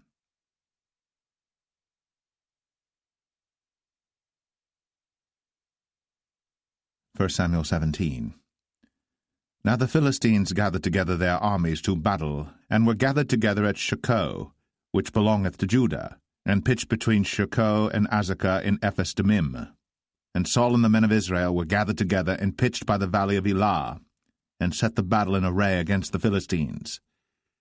And the Philistines stood on a mountain on the one side, and Israel stood on a mountain on the other side, and there was a valley between them. And there went out a champion out of the camp of the Philistines, named Goliath of Gath, whose height was 6 cubits and a span. And he had an helmet of brass upon his head, and he was armed with a coat of mail, and the weight of the coat was 5,000 shekels of brass. And he had greaves of brass upon his legs, and a target of brass between his shoulders. And the staff of his spear was like a weaver's beam, and his spear's head weighed 600 shekels of iron, and one bearing a shield went before him. And he stood and cried unto the armies of Israel, and said unto them, Why are ye come out to set your battle in array? Am not I a Philistine, and ye servants to Saul? Choose you a man for you, and let him come down to me. If he be able to fight with me and to kill me, then will we be your servants. But if I prevail against him, and kill him, then shall ye be our servants, and serve us. And the Philistine said, I defy the armies of Israel this day. Give me a man, that we may fight together. When Saul and all Israel heard those words of the Philistine, they were dismayed, and greatly afraid. Now David was the son of that Ephrathite of Bethlehem, Judah, whose name was Jesse, and he had 8 sons. And the man went among men for an old man in the days of Saul. And the 3 eldest sons of Jesse went and followed Saul to the battle. And the names of his 3 sons that went to the battle were Eliab the firstborn, and next unto him Abinadab, and the third Shammah. And David was the youngest, and the 3 eldest followed Saul. But David went and returned from Saul to feed his father's sheep at Bethlehem. And the Philistine drew near morning and evening, and presented himself 40 days. And Jesse said unto David his son, Take now for thy brethren an ephah of this parched corn, and these 10 loaves, and run to the camp to thy brethren. And carry these 10 cheeses unto the captain of their 1,000, and look how thy brethren fare, and take their pledge. Now Saul and they, and all the men of Israel, were in the valley of Elah, fighting with the Philistines. And David rose up early in the morning, and left the sheep with a keeper, and took and went, as Jesse had commanded him. And he came to the trench, as the host was going forth to the fight, and shouted for the battle. For Israel and the Philistines had put the battle in array, army against army. And David left his carriage in the hand of the keeper of the carriage, and ran into the army, and came and saluted his brethren. And as he talked with them, behold, there came up the champion, the Philistine of Gath, Goliath by name, out of the armies of the Philistines, and spake according to the same words, and David heard them. And all the men of Israel, when they saw the man, fled from him, and were sore afraid. And the men of Israel said, Have ye seen this man that is come up? Surely to defy Israel is he come up. And it shall be that the man who killeth him, the king will enrich him with great riches, and will give him his daughter, and make his father's house free in Israel. And David spake to the men that stood by him, saying, What shall be done to the man that killeth this Philistine, and taketh away the reproach from Israel? For who is this uncircumcised Philistine, that he should defy the armies of the living God? And the people answered him after this manner, saying, So shall it be done to the man that killeth him. And Eliab, his eldest brother, heard when he spake unto the men. And Eliab's anger was kindled against David, and he said, Why camest thou down hither? And with whom hast thou left those few sheep in the wilderness? I know thy pride, and the naughtiness of thine heart, for thou art come down that thou mightest see the battle. And David said, What have I now done? Is there not a cause? And he turned from him toward another, and spake after the same manner. And the people answered him again after the former manner. And when the words were heard which David spake, they rehearsed them before Saul, and he sent for him. And David said to Saul, Let no man's heart fail because of him. Thy servant will go and fight with this Philistine. And Saul said to David, Thou art not able to go against this Philistine to fight with him, for thou art but a youth, and he a man of war from his youth. And David said unto Saul, Thy servant kept his father's sheep, and there came a lion and a bear, and took a lamb out of the flock. And I went out after him, and smote him, and delivered it out of his mouth. And when he arose against me, I caught him by his beard, and smote him, and slew him. Thy servant slew both the lion and the bear, and this uncircumcised Philistine shall be as one of them, seeing he hath defied the armies of the living God. David said, moreover, The Lord that delivered me out of the paw of the lion, and out of the paw of the bear, he will deliver me out of the hand of this Philistine. And Saul said unto David, Go, and the Lord be with thee. And Saul armed David with his armor, and he put an helmet of brass upon his head. Also he armed him with a coat of mail. And David girded his sword upon his armor, and he essayed to go, for he had not proved it. And David said unto Saul, I cannot go with these, for I have not proved them. And David put them off him. And he took his staff in his hand, and chose him 5 smooth stones out of the brook, and put them in a shepherd's bag which he had, even in a scrip, and his sling was in his hand. And he drew near to the Philistine. And the Philistine came on and drew near unto David, and the man that bare the shield went before him. And when the Philistine looked about and saw David, he disdained him, for he was but a youth, and ruddy, and of a fair countenance. And the Philistine said unto David, Am I a dog that thou comest to me with staves? And the Philistine cursed David by his gods. And the Philistine said to David, Come to me. and I will give thy flesh unto the fowls of the air, and to the beasts of the field. Then said David to the Philistine, Thou comest to me with a sword, and with a spear, and with a shield. But I come to thee in the name of the Lord of hosts, the God of the armies of Israel, whom thou hast defied. This day will the Lord deliver thee into mine hand, and I will smite thee, and take thine head from thee. And I will give the carcasses of the host of the Philistines this day unto the fowls of the air, and to the wild beasts of the earth, that all the earth may know that there is a God in Israel. And all this assembly shall know that the Lord saveth not with sword and spear, for the battle is the Lord's, and he will give you into our hands. And it came to pass, when the Philistine arose, and came and drew nigh to meet David, that David hasted, and ran toward the army to meet the Philistine. And David put his hand in his bag, and took thence a stone, and slang it, and smote the Philistine in his forehead, that the stone sunk into his forehead, and he fell upon his face to the earth. So David prevailed over the Philistine with a sling and with a stone, and smote the Philistine, and slew him. But there was no sword in the hand of David. Therefore David ran, and stood upon the Philistine, and took his sword, and drew it out of the sheath thereof, and slew him, and cut off his head therewith. And when the Philistines saw their champion was dead, they fled. And the men of Israel and of Judah arose, and shouted, and pursued the Philistines until thou come to the valley, and to the gates of Ekron. And the wounded of the Philistines fell down by the way to Sharaim, even unto Gath and unto Ekron. And the children of Israel returned from chasing after the Philistines, and they spoiled their tents. And David took the head of the Philistine, and brought it to Jerusalem, but he put his armor in his tent. And when Saul saw David go forth against the Philistines, he said unto Abner, the captain of the host, Abner, whose son is this youth? And Abner said, As thy soul liveth, O king, I cannot tell. And the king said, Inquire thou whose son the stripling is. And as David returned from the slaughter of the Philistine, Abner took him, and brought him before Saul with the head of the Philistine in his hand. And Saul said to him, Whose son art thou, thou young man? And David answered, I am the son of thy servant Jesse, the Bethlehemite.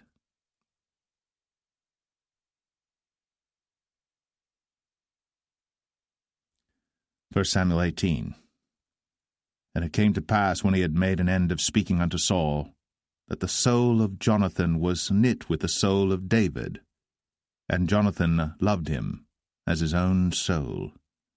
And Saul took him that day, and would let him go no more home to his father's house. Then Jonathan and David made a covenant, because he loved him as his own soul. And Jonathan stripped himself of the robe that was upon him, and gave it to David, and his garments, even to his sword, and to his bow, and to his girdle. And David went out whithersoever Saul sent him, and behaved himself wisely. And Saul set him over the men of war, and he was accepted in the sight of all the people, and also in the sight of Saul's servants. And it came to pass, as they came, when David was returned from the slaughter of the Philistine, that women came out of all cities of Israel, singing and dancing to meet King Saul, with tabrets, with joy, and with instruments of music. And the women answered one another as they played, and said, Saul hath slain his thousands, and David his 10,000s. And Saul was very wroth, and the saying displeased him, and he said, They have ascribed unto David 10,000s, and to me they have ascribed but thousands. And what can he have more but the kingdom? And Saul eyed David from that day and forward. And it came to pass on the morrow that the evil spirit from God came upon Saul, and he prophesied in the midst of the house. And David played with his hand, as at other times. And there was a javelin in Saul's hand. And Saul cast the javelin, for he said, I will smite David even to the wall with it. and David avoided out of his presence twice. And Saul was afraid of David, because the Lord was with him, and was departed from Saul. Therefore Saul removed him from him, and made him his captain over 1,000, and he went out and came in before the people. And David behaved himself wisely in all his ways, and the Lord was with him. Wherefore when Saul saw that he behaved himself very wisely, he was afraid of him. But all Israel and Judah loved David, because he went out and came in before them. And Saul said to David, Behold, my elder daughter Merab, her will I give thee to wife. Only be thou valiant for me, and fight the Lord's battles. For Saul said, Let not mine hand be upon him, but let the hand of the Philistines be upon him. And David said unto Saul, Who am I, and what is my life, or my father's family in Israel, that I should be son-in-law to the king?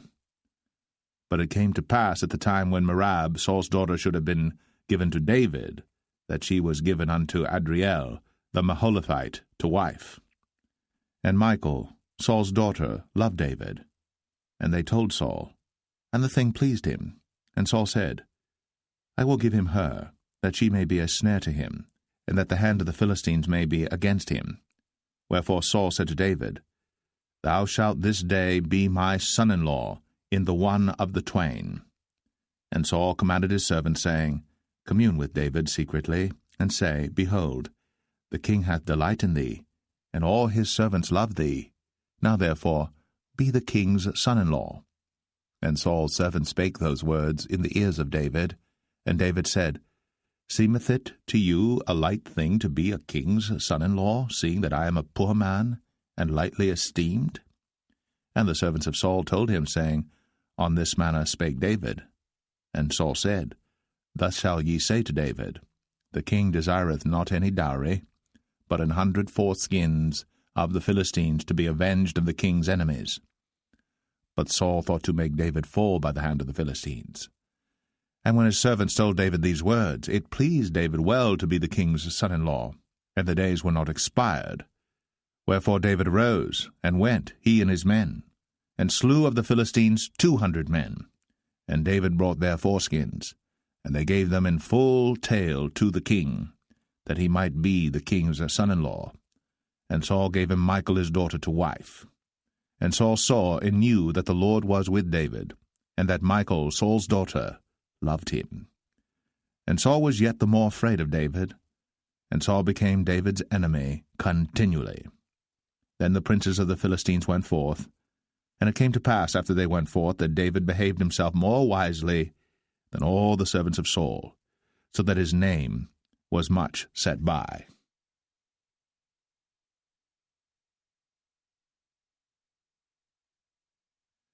1 Samuel 19.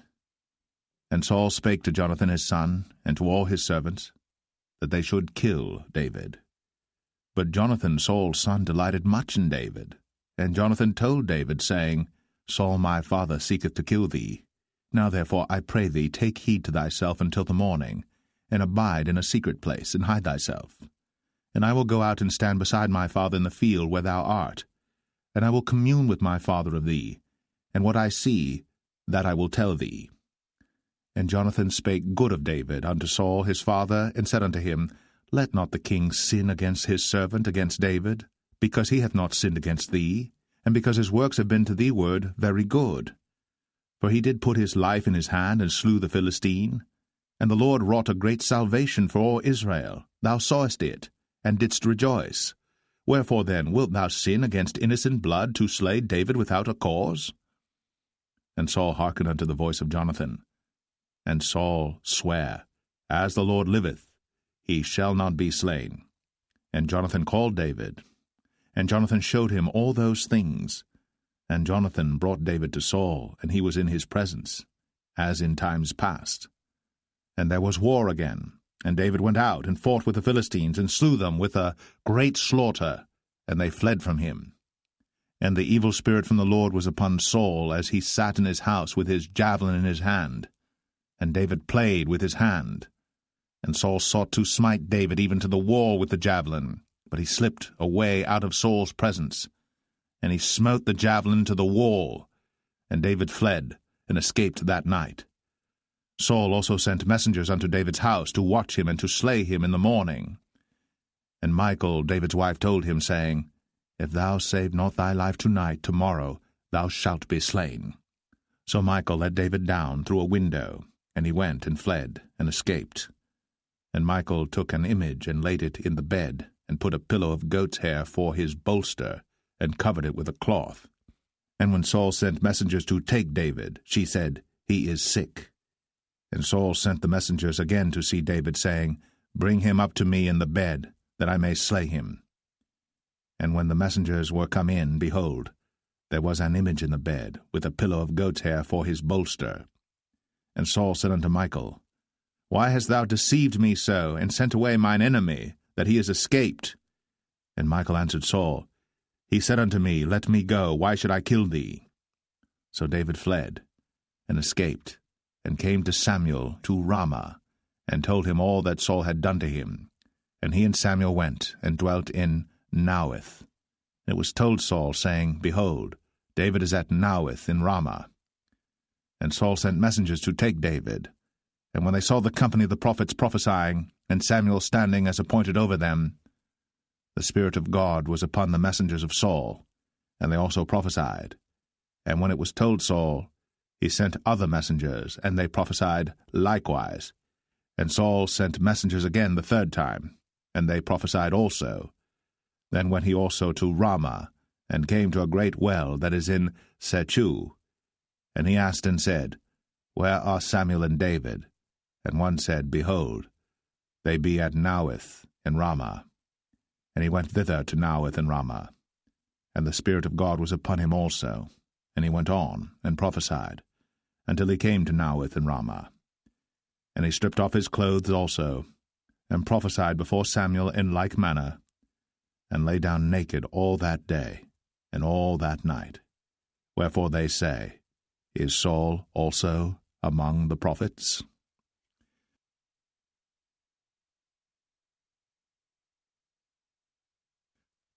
1 Samuel 20. And David fled from Naueth in Ramah, and came and said before Jonathan, What have I done? What is mine iniquity? And what is my sin before thy father, that he seeketh my life? And he said unto him, God forbid, thou shalt not die. Behold, my father will do nothing either great or small, but that he will show it me. And why should my father hide this thing from me? It is not so. And David sware moreover, and said, Thy father certainly knoweth that I have found grace in thine eyes. And he saith, Let not Jonathan know this, lest he be grieved. But truly as the Lord liveth, and as thy soul liveth, there is but a step between me and death. Then said Jonathan unto David, Whatsoever thy soul desireth, I will even do it for thee. And David said unto Jonathan, Behold, tomorrow is the new moon, and I should not fail to sit with the king at meat, but let me go, that I may hide myself in the field unto the third day at even. If thy father at all miss me, then say, David earnestly asked leave of me that he might run to Bethlehem his city, for there is a yearly sacrifice there for all the family. If he say thus, it is well, thy servant shall have peace. But if he be very wroth, then be sure that evil is determined by him. Therefore thou shalt deal kindly with thy servant, for thou hast brought thy servant into a covenant of the Lord with thee. Notwithstanding, if there be in me iniquity, slay me thyself. For why shouldest thou bring me to thy father? And Jonathan said, Far be it from thee, for if I knew certainly that evil were determined by my father to come upon thee, then would not I tell it thee? Then said David to Jonathan, Who shall tell me? Or what if thy father answer thee roughly? And Jonathan said unto David, Come, and let us go out into the field. And they went out, both of them, into the field. And Jonathan said unto David, O Lord God of Israel, when I have sounded my father about tomorrow any time, or the third day, and behold, if there be good toward David, and I then send not unto thee, and show it thee, the Lord do so, and much more to Jonathan. But if it please my father to do thee evil, then I will show it thee, and send thee away, that thou mayest go in peace, and the Lord be with thee, as he hath been with my father. And thou shalt not only while yet I live show me the kindness of the Lord, that I die not.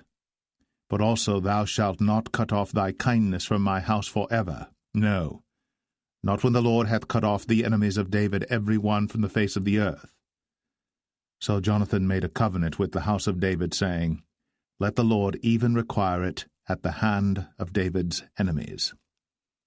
And Jonathan caused David to swear again, because he loved him, for he loved him as he loved his own soul.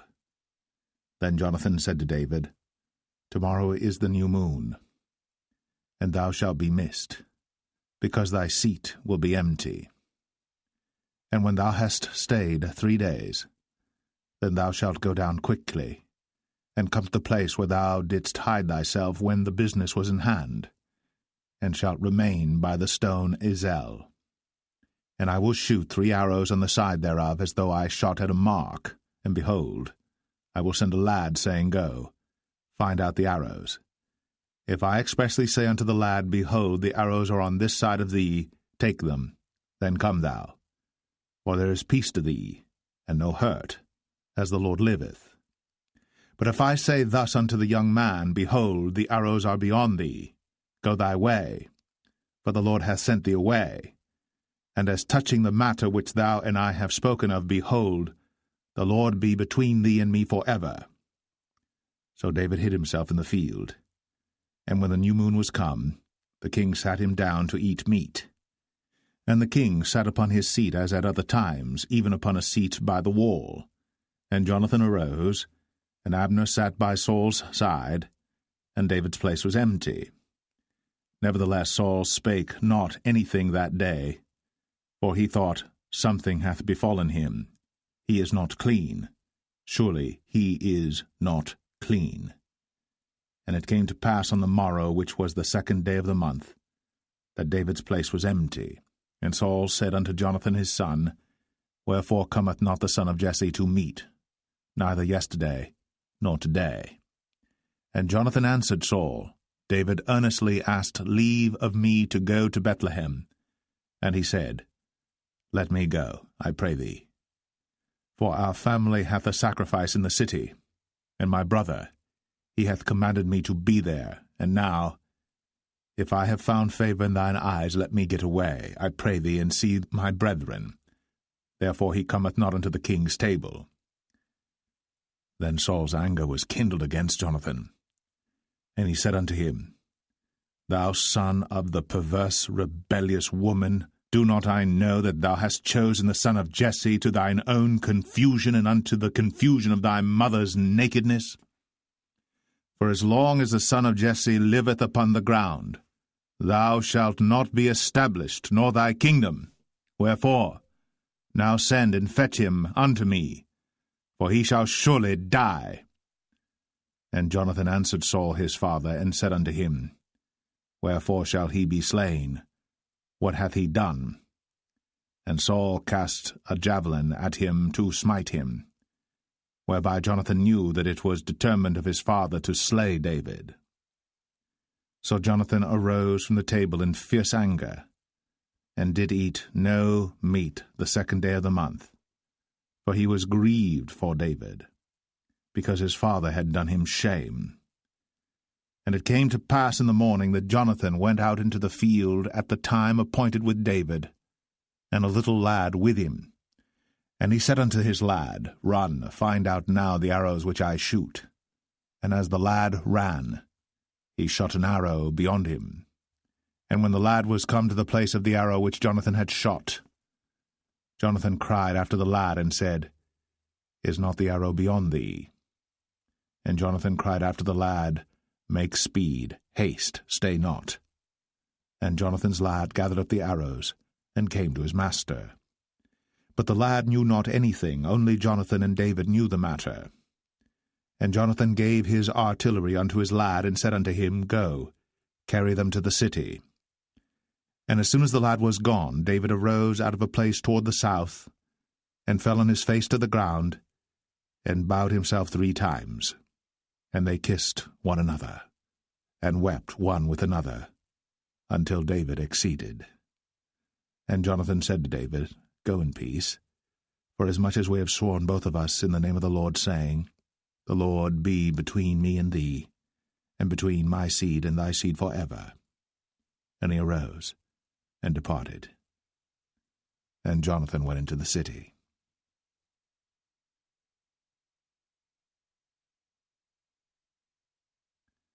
First Samuel 21. Then came David to Nob, to Ahimelech the priest. And Ahimelech was afraid at the meeting of David, and said unto him, Why art thou alone, and no man with thee? And David said unto Ahimelech the priest, The king hath commanded me a business, and hath said unto me, Let no man know anything of the business whereabout I send thee, and what I have commanded thee. And I have appointed my servants to such and such a place. Now therefore, what is under thine hand? Give me 5 loaves of bread in mine hand, or what there is present. And the priest answered David and said, There is no common bread under mine hand, but there is hallowed bread, if the young men have kept themselves at least from women. And David answered the priest and said unto him, Of a truth, women have been kept from us about these 3 days, since I came out. And the vessels of the young men are holy, and the bread is in a manner common, yea, though it were sanctified this day in the vessel. So the priest gave him hallowed bread, for there was no bread there but the showbread that was taken from before the Lord, to put hot bread in the day when it was taken away. Now a certain man of the servants of Saul was there that day detained before the Lord, and his name was Doeg, an Edomite, the chiefest of the herdmen that belonged to Saul. And David said unto Ahimelech, And is there not here under thine hand spear or sword? For I have neither brought my sword nor my weapons with me, because the king's business required haste. And the priest said, The sword of Goliath the Philistine, whom thou slewest in the valley of Elah, behold, it is here, wrapped in a cloth behind the ephod. If thou wilt take that, take it, for there is no other save that here. And David said, There is none like that, give it me. And David arose, and fled that day for fear of Saul, and went to Achish, the king of Gath. And the servants of Achish said unto him, Is not this David the king of the land? Did they not sing one to another of him in dances, saying, Saul hath slain his thousands, and David his 10,000s? And David laid up these words in his heart, and was sore afraid of Achish, the king of Gath.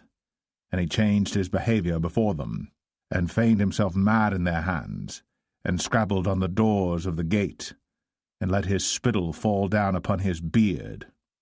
Then said Achish unto his servants, Lo, ye see the man is mad. Wherefore then have ye brought him to me? Have I need of madmen, that ye have brought this fellow to play the madman in my presence? Shall this fellow come into my house?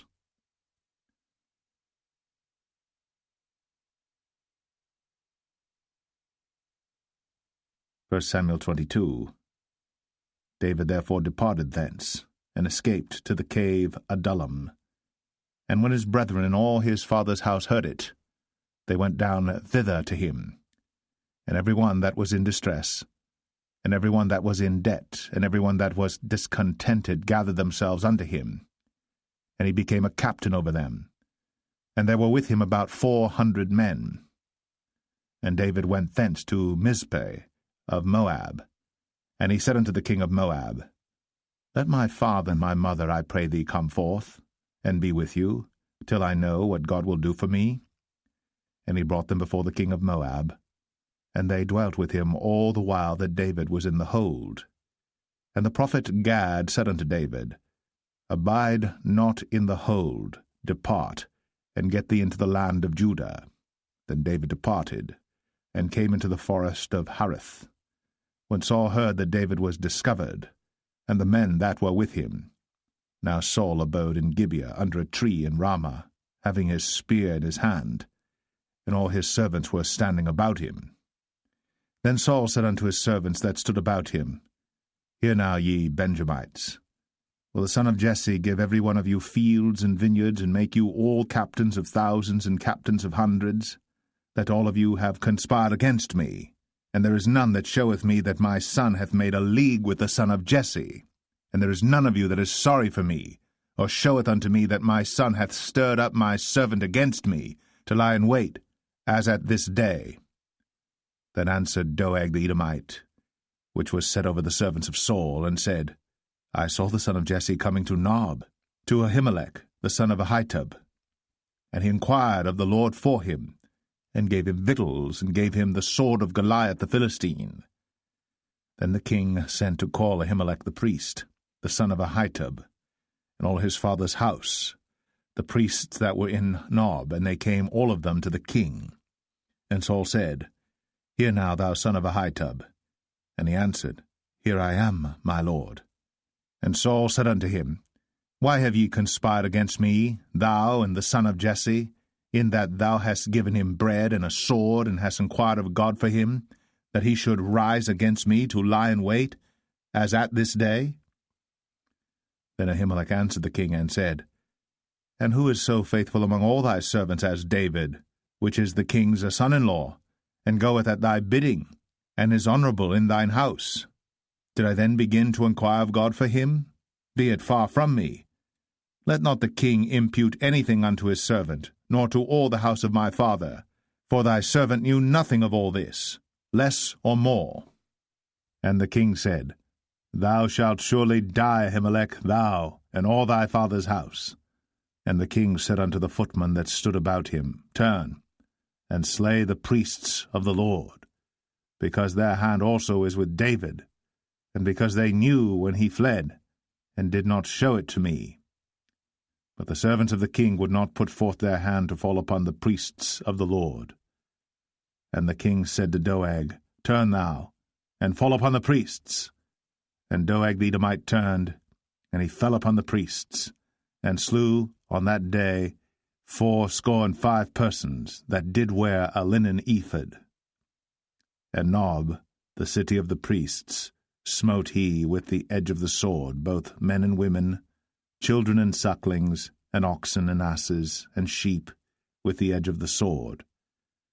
And one of the sons of Ahimelech, the son of Ahitub, named Abiathar, escaped, and fled after David. And Abiathar showed David that Saul had slain the Lord's priests. And David said unto Abiathar, I knew it that day when Doeg the Edomite was there, that he would surely tell Saul, I have occasioned the death of all the persons of thy father's house. Abide thou with me. Fear not, for he that seeketh my life seeketh thy life. But with me thou shalt be in safeguard.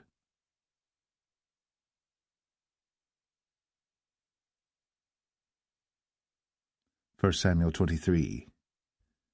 Then they told David, saying, Behold, the Philistines fight against Keilah, and they rob the threshing floors.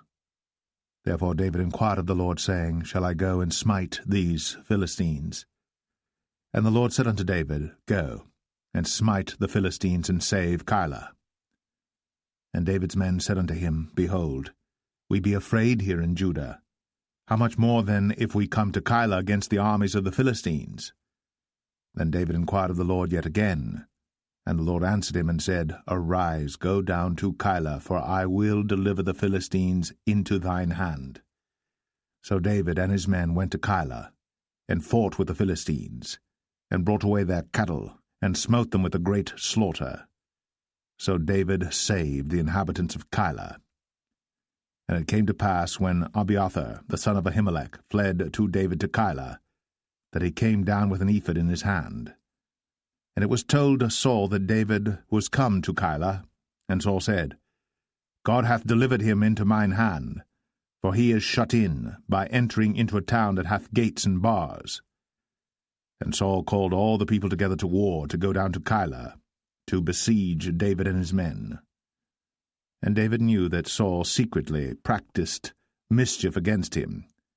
And he said to Abiathar the priest, Bring hither the ephod. Then said David, O Lord God of Israel, thy servant hath certainly heard that Saul seeketh to come to Keilah, to destroy the city for my sake. Will the men of Keilah deliver me up into his hand? Will Saul come down as thy servant hath heard? O Lord God of Israel, I beseech thee, tell thy servant. And the Lord said, he will come down. Then said David, Will the men of Keilah deliver me and my men into the hand of Saul? And the Lord said, They will deliver thee up. Then David and his men, which were about 600, arose, and departed out of Keilah, and went whithersoever they could go. And it was told Saul that David was escaped from Keilah, and he forbare to go forth. And David abode in the wilderness in strongholds, and remained in a mountain in the wilderness of Ziph. And Saul sought him every day, but God delivered him not into his hand. And David saw that Saul was come out to seek his life. And David was in the wilderness of Ziph in a wood. And Jonathan, Saul's son, arose, and went to David into the wood, and strengthened his hand in God. And he said unto him, Fear not, for the hand of Saul my father shall not find thee, and thou shalt be king over Israel. And I shall be next unto thee, and that also Saul my father knoweth. And they two made a covenant before the Lord. And David abode in the wood, and Jonathan went to his house. Then came up the Ziphites to Saul to Gibeah, saying, Doth not David hide himself with us in strongholds in the wood, in the hill of Hachilah, which is on the south of Jeshimon? Now therefore, O king, come down according to all the desire of thy soul to come down, and our part shall be to deliver him into the king's hand. And Saul said, Blessed be ye of the Lord, for ye have compassion on me.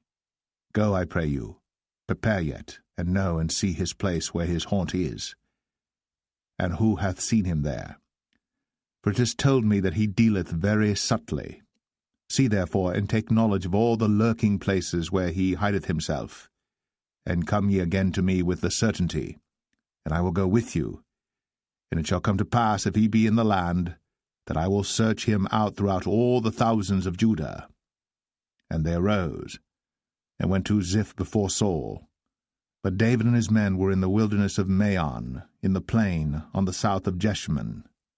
Saul also and his men went to seek him, and they told David, wherefore he came down into a rock, and abode in the wilderness of Maon. And when Saul heard that, he pursued after David in the wilderness of Maon. And Saul went on this side of the mountain, and David and his men on that side of the mountain. And David made haste to get away for fear of Saul. For Saul and his men compassed David and his men round about to take them. But there came a messenger unto Saul, saying, Haste thee, and come, for the Philistines have invaded the land. Wherefore Saul returned from pursuing after David, and went against the Philistines.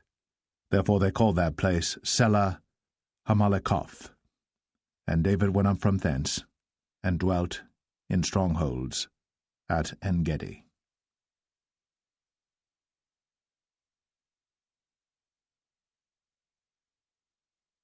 1 Samuel 24.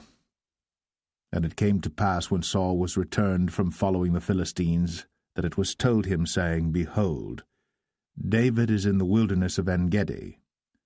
Then Saul took 3,000 chosen men out of all Israel, and went to seek David and his men upon the rocks of the wild goats. And he came to the sheepcots by the way, where was a cave. And Saul went in to cover his feet, and David and his men remained in the sides of the cave. And the men of David said unto him, Behold the day of which the Lord said unto thee, Behold, I will deliver thine enemy into thine hand, that thou mayest do to him as it shall seem good unto thee. Then David arose, and cut off the skirt of Saul's robe privily. And it came to pass afterward that David's heart smote him, because he had cut off Saul's skirt. And he said unto his men, The Lord forbid that I should do this thing unto my master, the Lord's anointed, to stretch forth mine hand against him, seeing he is the anointed of the Lord. So David stayed his servants with these words, and suffered them not to rise against Saul. But Saul rose up out of the cave, and went on his way. David also arose afterward and went out of the cave, and cried after Saul, saying, My lord the king. And when Saul looked behind him, David stooped with his face to the earth, and bowed himself. And David said to Saul, Wherefore hearest thou men's words, saying, Behold, David seeketh thy hurt? Behold, this day thine eyes have seen how that the Lord had delivered thee today into mine hand in the cave, and some bade me kill thee. But mine eye spared thee, and I said, I will not put forth mine hand against my Lord, for he is the Lord's anointed. Moreover, my father, see the skirt of thy robe in my hand. For in that I cut off the skirt of thy robe, and killed thee not. Know thou, and see that there is neither evil nor transgression in mine hand, and I have not sinned against thee. Yet thou huntest my soul to take it. The Lord judge between me and thee, and the Lord avenge me of thee, but mine hand shall not be upon thee. As saith the proverb of the ancients, Wickedness proceedeth from the wicked, but mine hand shall not be upon thee. After whom is the king of Israel come out? After whom dost thou pursue? After a dead dog, after a flea? The Lord therefore be judge, and judge between me and thee, and see, and plead my cause, and deliver me out of thine hand. And it came to pass, when David had made an end of speaking these words unto Saul, that Saul said, Is this thy voice, my son David? And Saul lifted up his voice, and wept. And he said to David, Thou art more righteous than I, for thou hast rewarded me good, whereas I have rewarded thee evil. And thou hast shown this day how that thou hast dealt well with me, forasmuch as when the Lord had delivered me into thine hand, thou killedst me not. For if a man find his enemy, will he let him go well away? Wherefore the Lord reward thee good for that thou hast done unto me this day. And now behold, I know well that thou shalt surely be king, and that the kingdom of Israel shall be established in thine hand. Swear now therefore unto me by the Lord, that thou wilt not cut off my seed after me, and that thou wilt not destroy my name out of my father's house. And David sware unto Saul. And Saul went home, but David and his men gat them up unto the hold.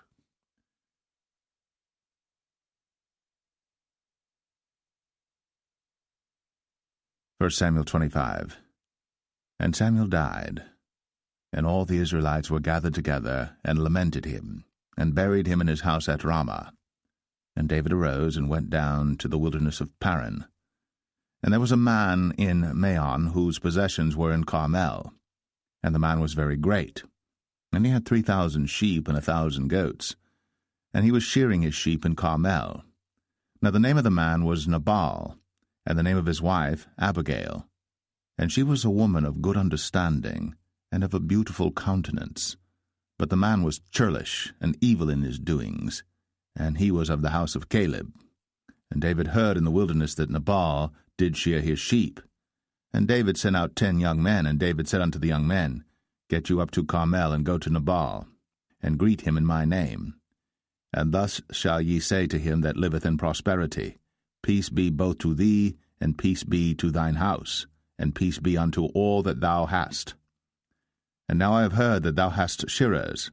Now thy shepherds which were with us, we hurt them not, neither was there aught missing unto them all the while they were in Carmel. Ask thy young men, and they will show thee.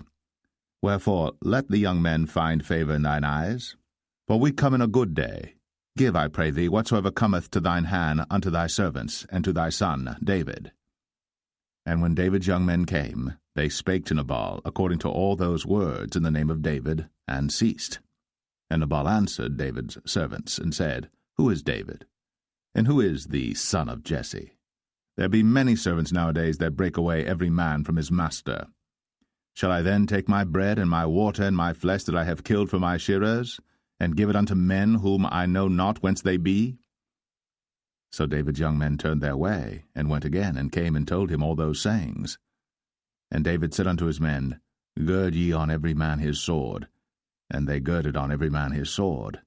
And David also girded on his sword. And there went up after David about 400 men, and 200 abode by the stuff. But one of the young men told Abigail, Nabal's wife, saying, Behold, David sent messengers out of the wilderness to salute our master, and he railed on them. But the men were very good unto us, and we were not hurt, neither missed we any thing as long as we were conversant with them when we were in the fields. They were a wall unto us both by night and day. All the while we were with them keeping the sheep. Now therefore know and consider what thou wilt do, for evil is determined against our master, and against all his household. For he is such a son of Belial, that a man cannot speak to him. Then Abigail made haste, and took 200 loaves and 2 bottles of wine, and 5 sheep ready dressed, and 5 measures of parched corn, and 100 clusters of raisins, and 200 cakes of figs, and laid them on asses. And she said unto her servants, Go on before me, behold, I come after you. But she told not her husband Nabal. And it was so, as she rode on the ass, that she came down by the covert of the hill, and behold, David and his men came down against her, and she met them. Now David had said, Surely in vain have I kept all that this fellow hath in the wilderness, so that nothing was missed of all that pertained unto him, and he hath requited me evil for good. So, and more also do God unto the enemies of David, if I leave of all that pertain to him by the morning light any that pisseth against the wall. And when Abigail saw David, she hasted, and lighted off the ass, and fell before David on her face, and bowed herself to the ground, and fell at his feet, and said, Upon me, my lord, upon me let this iniquity be, and let thine handmaid, I pray thee, speak in thine audience, and hear the words of thine handmaid. Let not, my lord, I pray thee, regard this man of Belial, even Nabal. For as his name is, so is he. Nabal is his name, and folly is with him. But I, thine handmaid, saw not the young men of my lord, whom thou didst send. Now therefore, my lord, as the Lord liveth, and as thy soul liveth, seeing the Lord hath withholden thee from coming to shed blood, and from avenging thyself with thine own hand, now let thine enemies, and they that seek evil to my lord, be as Nabal. And now this blessing which thine handmaid hath brought unto my lord, let it even be given unto the young men that follow my lord. I pray thee, forgive the trespass of thine handmaid, for the Lord will certainly make my lord a sure house, because my lord fighteth the battles of the Lord, and evil hath not been found in thee all thy days. Yet a man is risen to pursue thee, and to seek thy soul. But the soul of my lord shall be bound in the bundle of life with the Lord thy God, and the souls of thine enemies, them shall he sling out, as out of the middle of a sling. And it shall come to pass, when the Lord shall have done to my lord according to all the good that he hath spoken concerning thee, and shall have appointed thee ruler over Israel, that this shall be no grief unto thee, nor offense of heart unto my lord, either that thou hast shed blood causeless, or that my lord hath avenged himself. But when the Lord shall have dealt well with my lord, then remember thine handmaid. And David said to Abigail, Blessed be the Lord God of Israel, which sent thee this day to meet me. And blessed be thy advice, and blessed be thou, which hast kept me this day from coming to shed blood, and from avenging myself with mine own hand. For in very deed, as the Lord God of Israel liveth, which hath kept me back from hurting thee, except thou hadst hasted and come to meet me, surely there had not been left unto Nabal by the morning light any that pisseth against the wall. So David received of her hand that which she had brought him, and said unto her, Go up in peace to thine house. See, I have hearkened to thy voice, and have accepted thy person. And Abigail came to Nabal, and behold, he held a feast in his house, like the feast of a king. And Nabal's heart was merry within him, for he was very drunken. Wherefore she told him nothing, less or more, until the morning light. But it came to pass in the morning, when the wine was gone out of Nabal, and his wife had told him these things, that his heart died within him, and he became as a stone. And it came to pass about 10 days after, that the Lord smote Nabal, that he died. And when David heard that Nabal was dead, he said, Blessed be the Lord, that hath pleaded the cause of my reproach from the hand of Nabal, and hath kept his servant from evil. For the Lord hath returned the wickedness of Nabal upon his own head. And David sent and communed with Abigail, to take her to him to wife. And when the servants of David were come to Abigail to Carmel, they spake unto her, saying, David sent us unto thee, to take thee to him to wife. And she arose, and bowed herself on her face to the earth, and said, Behold, let thine handmaid be a servant to wash the feet of the servants of my lord. And Abigail hasted, and arose, and rode upon an ass, with 5 damsels of hers that went after her. And she went after the messengers of David, and became his wife. David also took Ahinoam of Jezreel, and they were also both of them his wives. But Saul had given Michal his daughter, David's wife, to Phalti, the son of Laish, which was of Galim.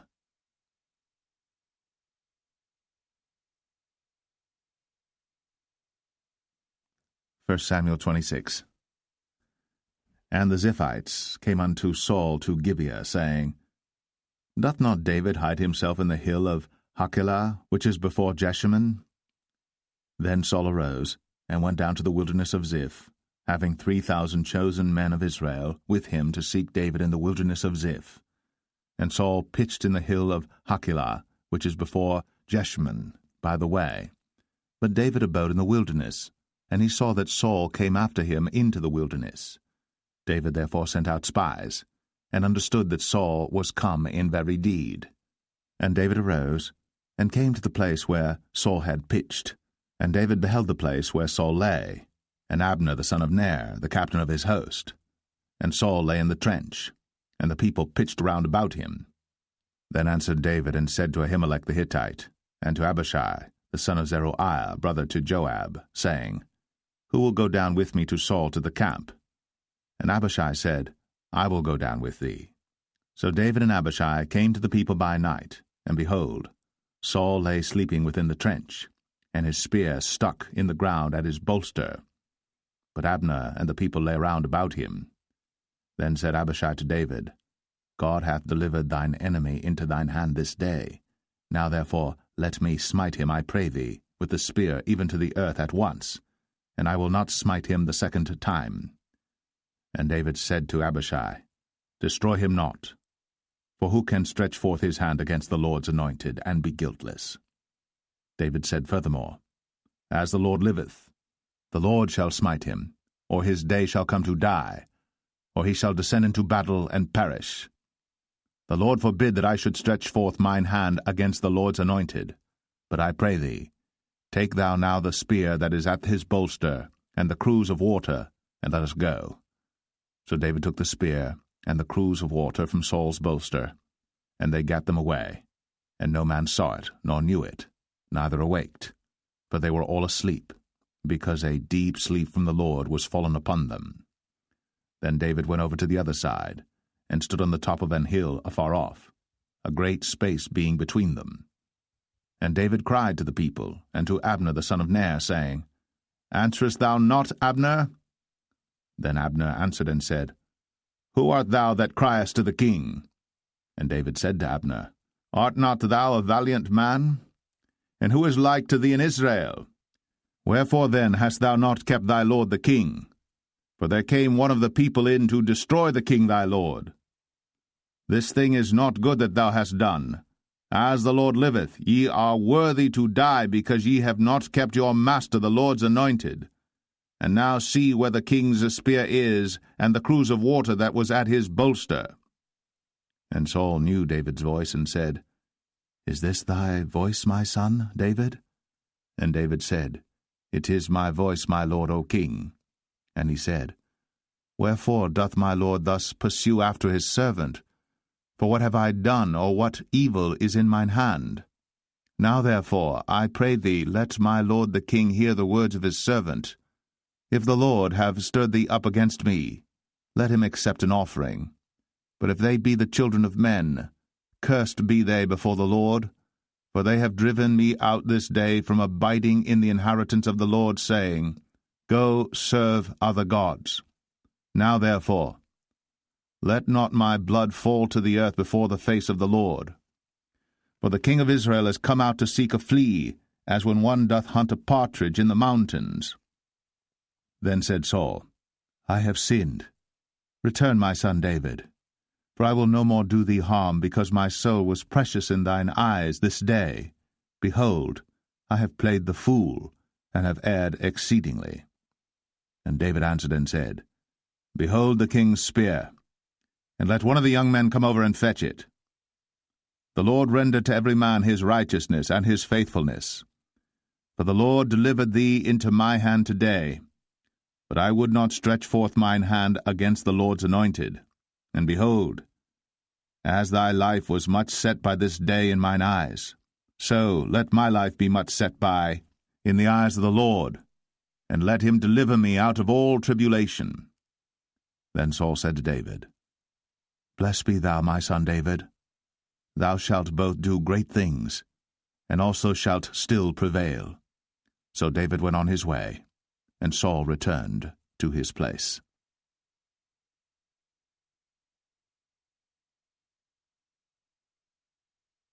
1 Samuel 27.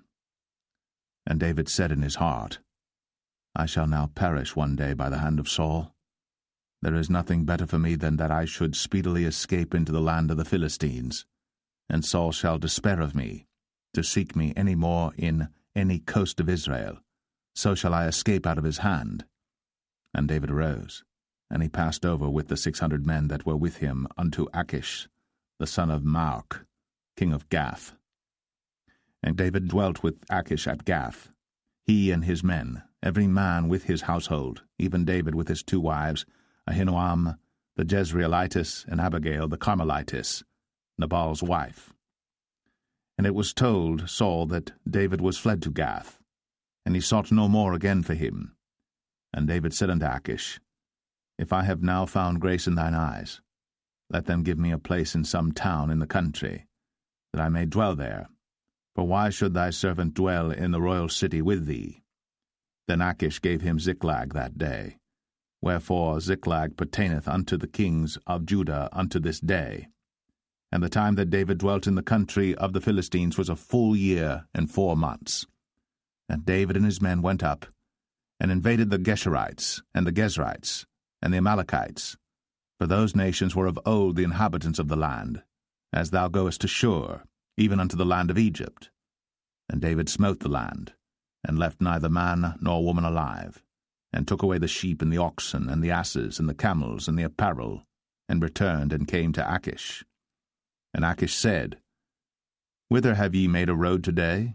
And David said, Against the south of Judah, and against the south of the Jerahmeelites, and against the south of the Kenites. And David saved neither man nor woman alive, to bring tidings to Gath, saying, Lest they should tell on us, saying, So did David, and so will be his manner all the while he dwelleth in the country of the Philistines. And Achish believed David, saying, He hath made his people Israel utterly to abhor him. Therefore he shall be my servant for ever.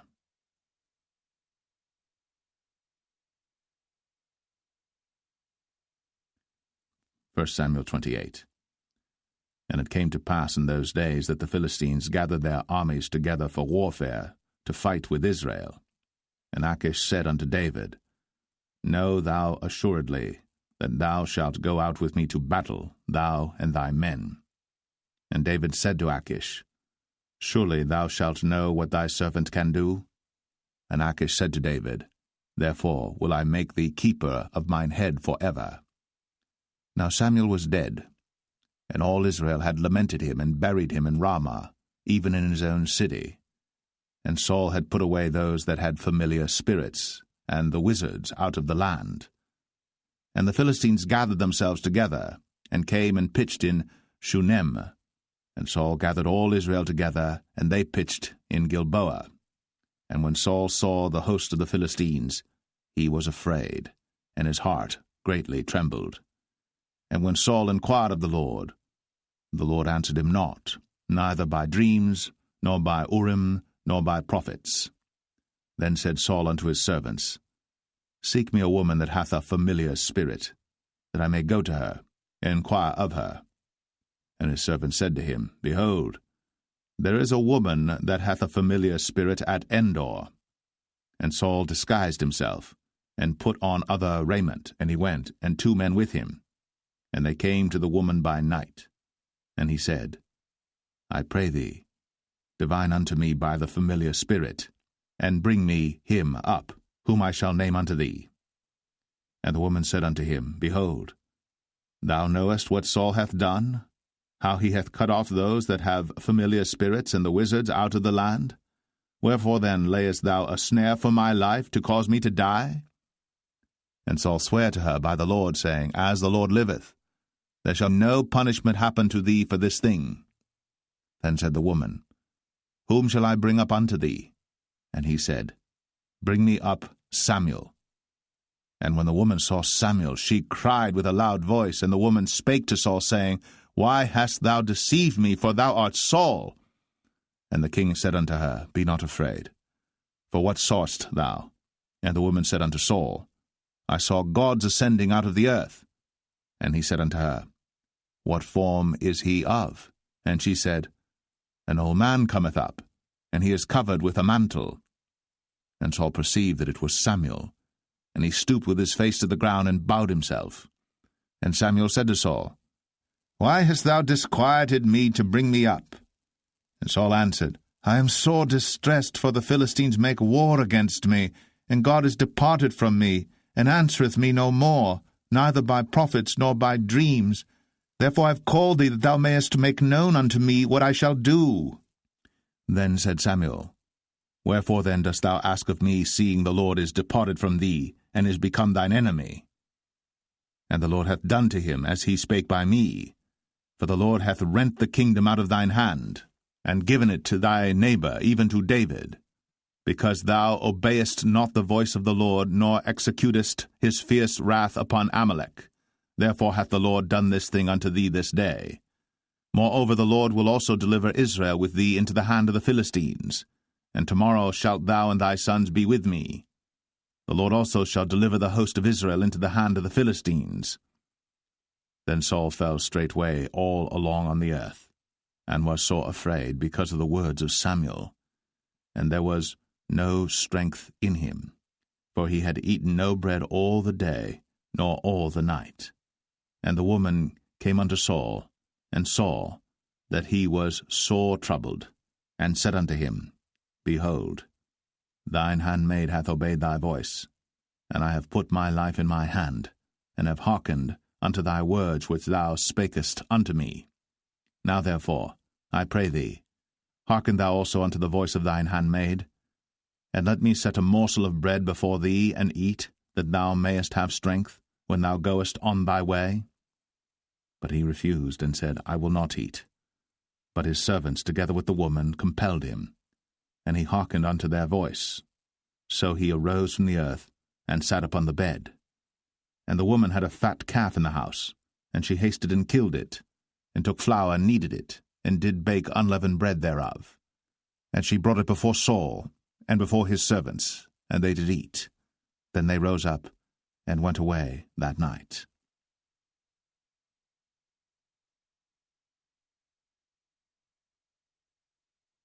1 Samuel 29. Now the Philistines gathered together all their armies to Aphek, and the Israelites pitched by a fountain which is in Jezreel.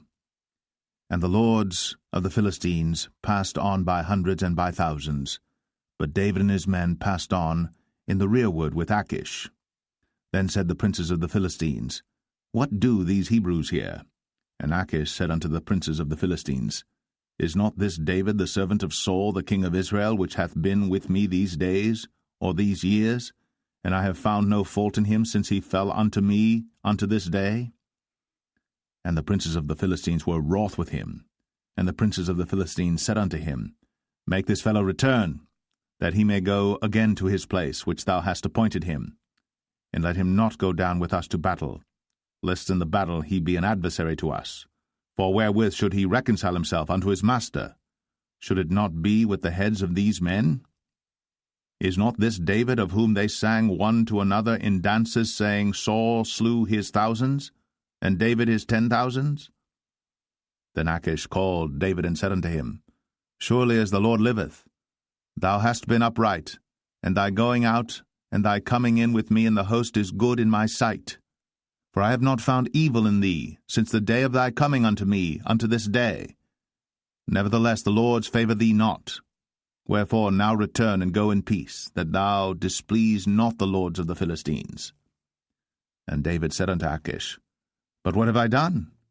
And what hast thou found in thy servant so long as I have been with thee unto this day, that I may not go fight against the enemies of my lord the king?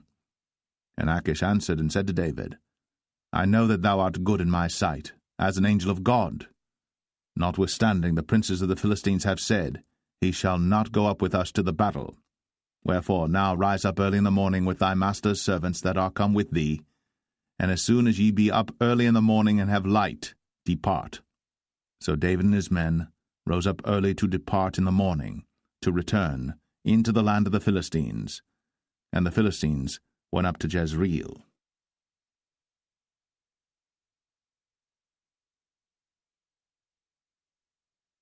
1 Samuel 30. And it came to pass, when David and his men were come to Ziklag on the 3rd day, that the Amalekites had invaded the south and Ziklag, and smitten Ziklag, and burnt it with fire, and had taken the women captives that were therein. They slew not any, either great or small, but carried them away, and went on their way. So David and his men came to the city, and behold, it was burned with fire, and their wives and their sons and their daughters were taken captives. Then David and the people that were with him lifted up their voice and wept until they had no more power to weep. And David's 2 wives were taken captives, Ahinoam the Jezreelitess, and Abigail the wife of Nabal the Carmelite. And David was greatly distressed, for the people spake of stoning him, because the soul of all the people was grieved, every man for his sons and for his daughters. But David encouraged himself in the Lord his God. And David said to Abiathar the priest, Ahimelech's son, I pray thee, bring me hither the ephod. And Abiathar brought thither the ephod to David. And David inquired at the Lord, saying, Shall I pursue after this troop? Shall I overtake them? And he answered him, Pursue, for thou shalt surely overtake them, and without fail recover all. So David went, he and the 600 men that were with him, and came to the brook Besor, where those that were left behind stayed. But David pursued, he and 400 men, for 200 abode behind, which were so faint that they could not go over the brook Besor. And they found an Egyptian in the field, and brought him to David, and gave him bread, and he did eat, and they made him drink water. And they gave him a piece of a cake of figs, and 2 clusters of raisins. And when he had eaten, his spirit came again to him, for he had eaten no bread, nor drunk any water 3 days and 3 nights. And David said unto him, To whom belongest thou, and whence art thou? And he said, I am a young man of Egypt, servant to an Amalekite, and my master left me because 3 days agone I fell sick. We made an invasion upon the south of the Cherethites, and upon the coast which belongeth to Judah, and upon the south of Caleb, and we burned Ziklag with fire. And David said to him, Canst thou bring me down to this company? And he said, Swear unto me by God, that thou wilt neither kill me, nor deliver me into the hands of my master, and I will bring thee down to this company. And when he had brought him down, behold, they were spread abroad upon all the earth, eating and drinking and dancing, because of all the great spoil that they had taken out of the land of the Philistines, and out of the land of Judah. And David smote them from the twilight even unto the evening of the next day. And there escaped not a man of them, save 400 young men which rode upon camels and fled. And David recovered all that the Amalekites had carried away. And David rescued his 2 wives. And there was nothing lacking to them, neither small nor great, neither sons nor daughters, neither spoil nor anything that they had taken to them. David recovered all. And David took all the flocks and the herds, which they drave before those other cattle, and said, This is David's spoil. And David came to the 200 men, which were so faint that they could not follow David, whom they had made also to abide at the brook Besor. And they went forth to meet David, and to meet the people that were with him. And when David came near to the people, he saluted them. Then answered all the wicked men and men of Belial, of those that went with David, and said, Because they went not with us, we will not give them aught of the spoil that we have recovered, save to every man his wife and his children, that they may lead them away and depart. Then said David, Ye shall not do so, my brethren, with that which the Lord hath given us, who hath preserved us, and delivered the company that came against us into our hand.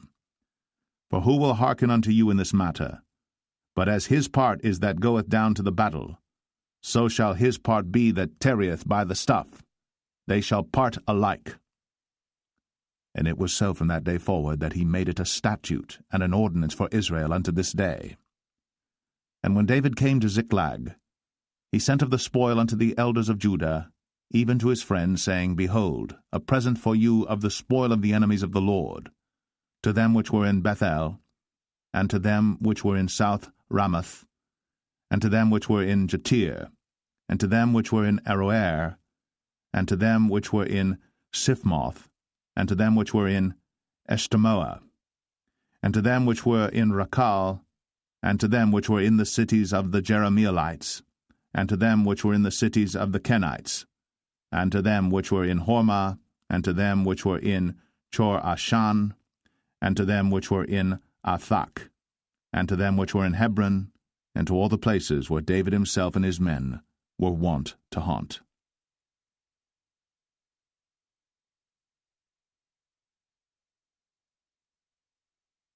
First Samuel 31. Now the Philistines fought against Israel, and the men of Israel fled from before the Philistines, and fell down slain in Mount Gilboa. And the Philistines followed hard upon Saul and upon his sons. And the Philistines slew Jonathan, and Abinadab, and Malchishua, Saul's sons. And the battle went sore against Saul, and the archers hit him, and he was sore wounded of the archers. Then said Saul unto his armor-bearer, Draw thy sword, and thrust me through therewith, lest these uncircumcised come and thrust me through and abuse me. But his armor-bearer would not, for he was sore afraid. Therefore Saul took a sword, and fell upon it. And when his armor-bearer saw that Saul was dead, he fell likewise upon his sword, and died with him. So Saul died, and his 3 sons, and his armor-bearer, and all his men, that same day together.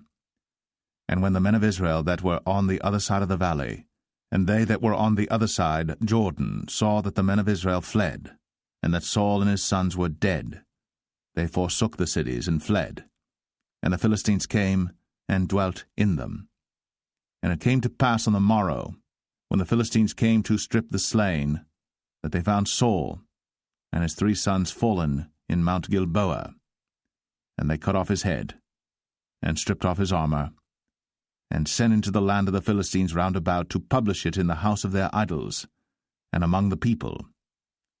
And they put his armor in the house of Ashtoreth, and they fastened his body to the wall of Bethshan. And when the inhabitants of Jabesh-Gilead heard of that which the Philistines had done to Saul, all the valiant men arose, and went all night, and took the body of Saul, and the bodies of his sons from the wall of Bethshan, and came to Jabesh, and burnt them there. And they took their bones, and buried them under a tree at Jabesh, and fasted 7 days.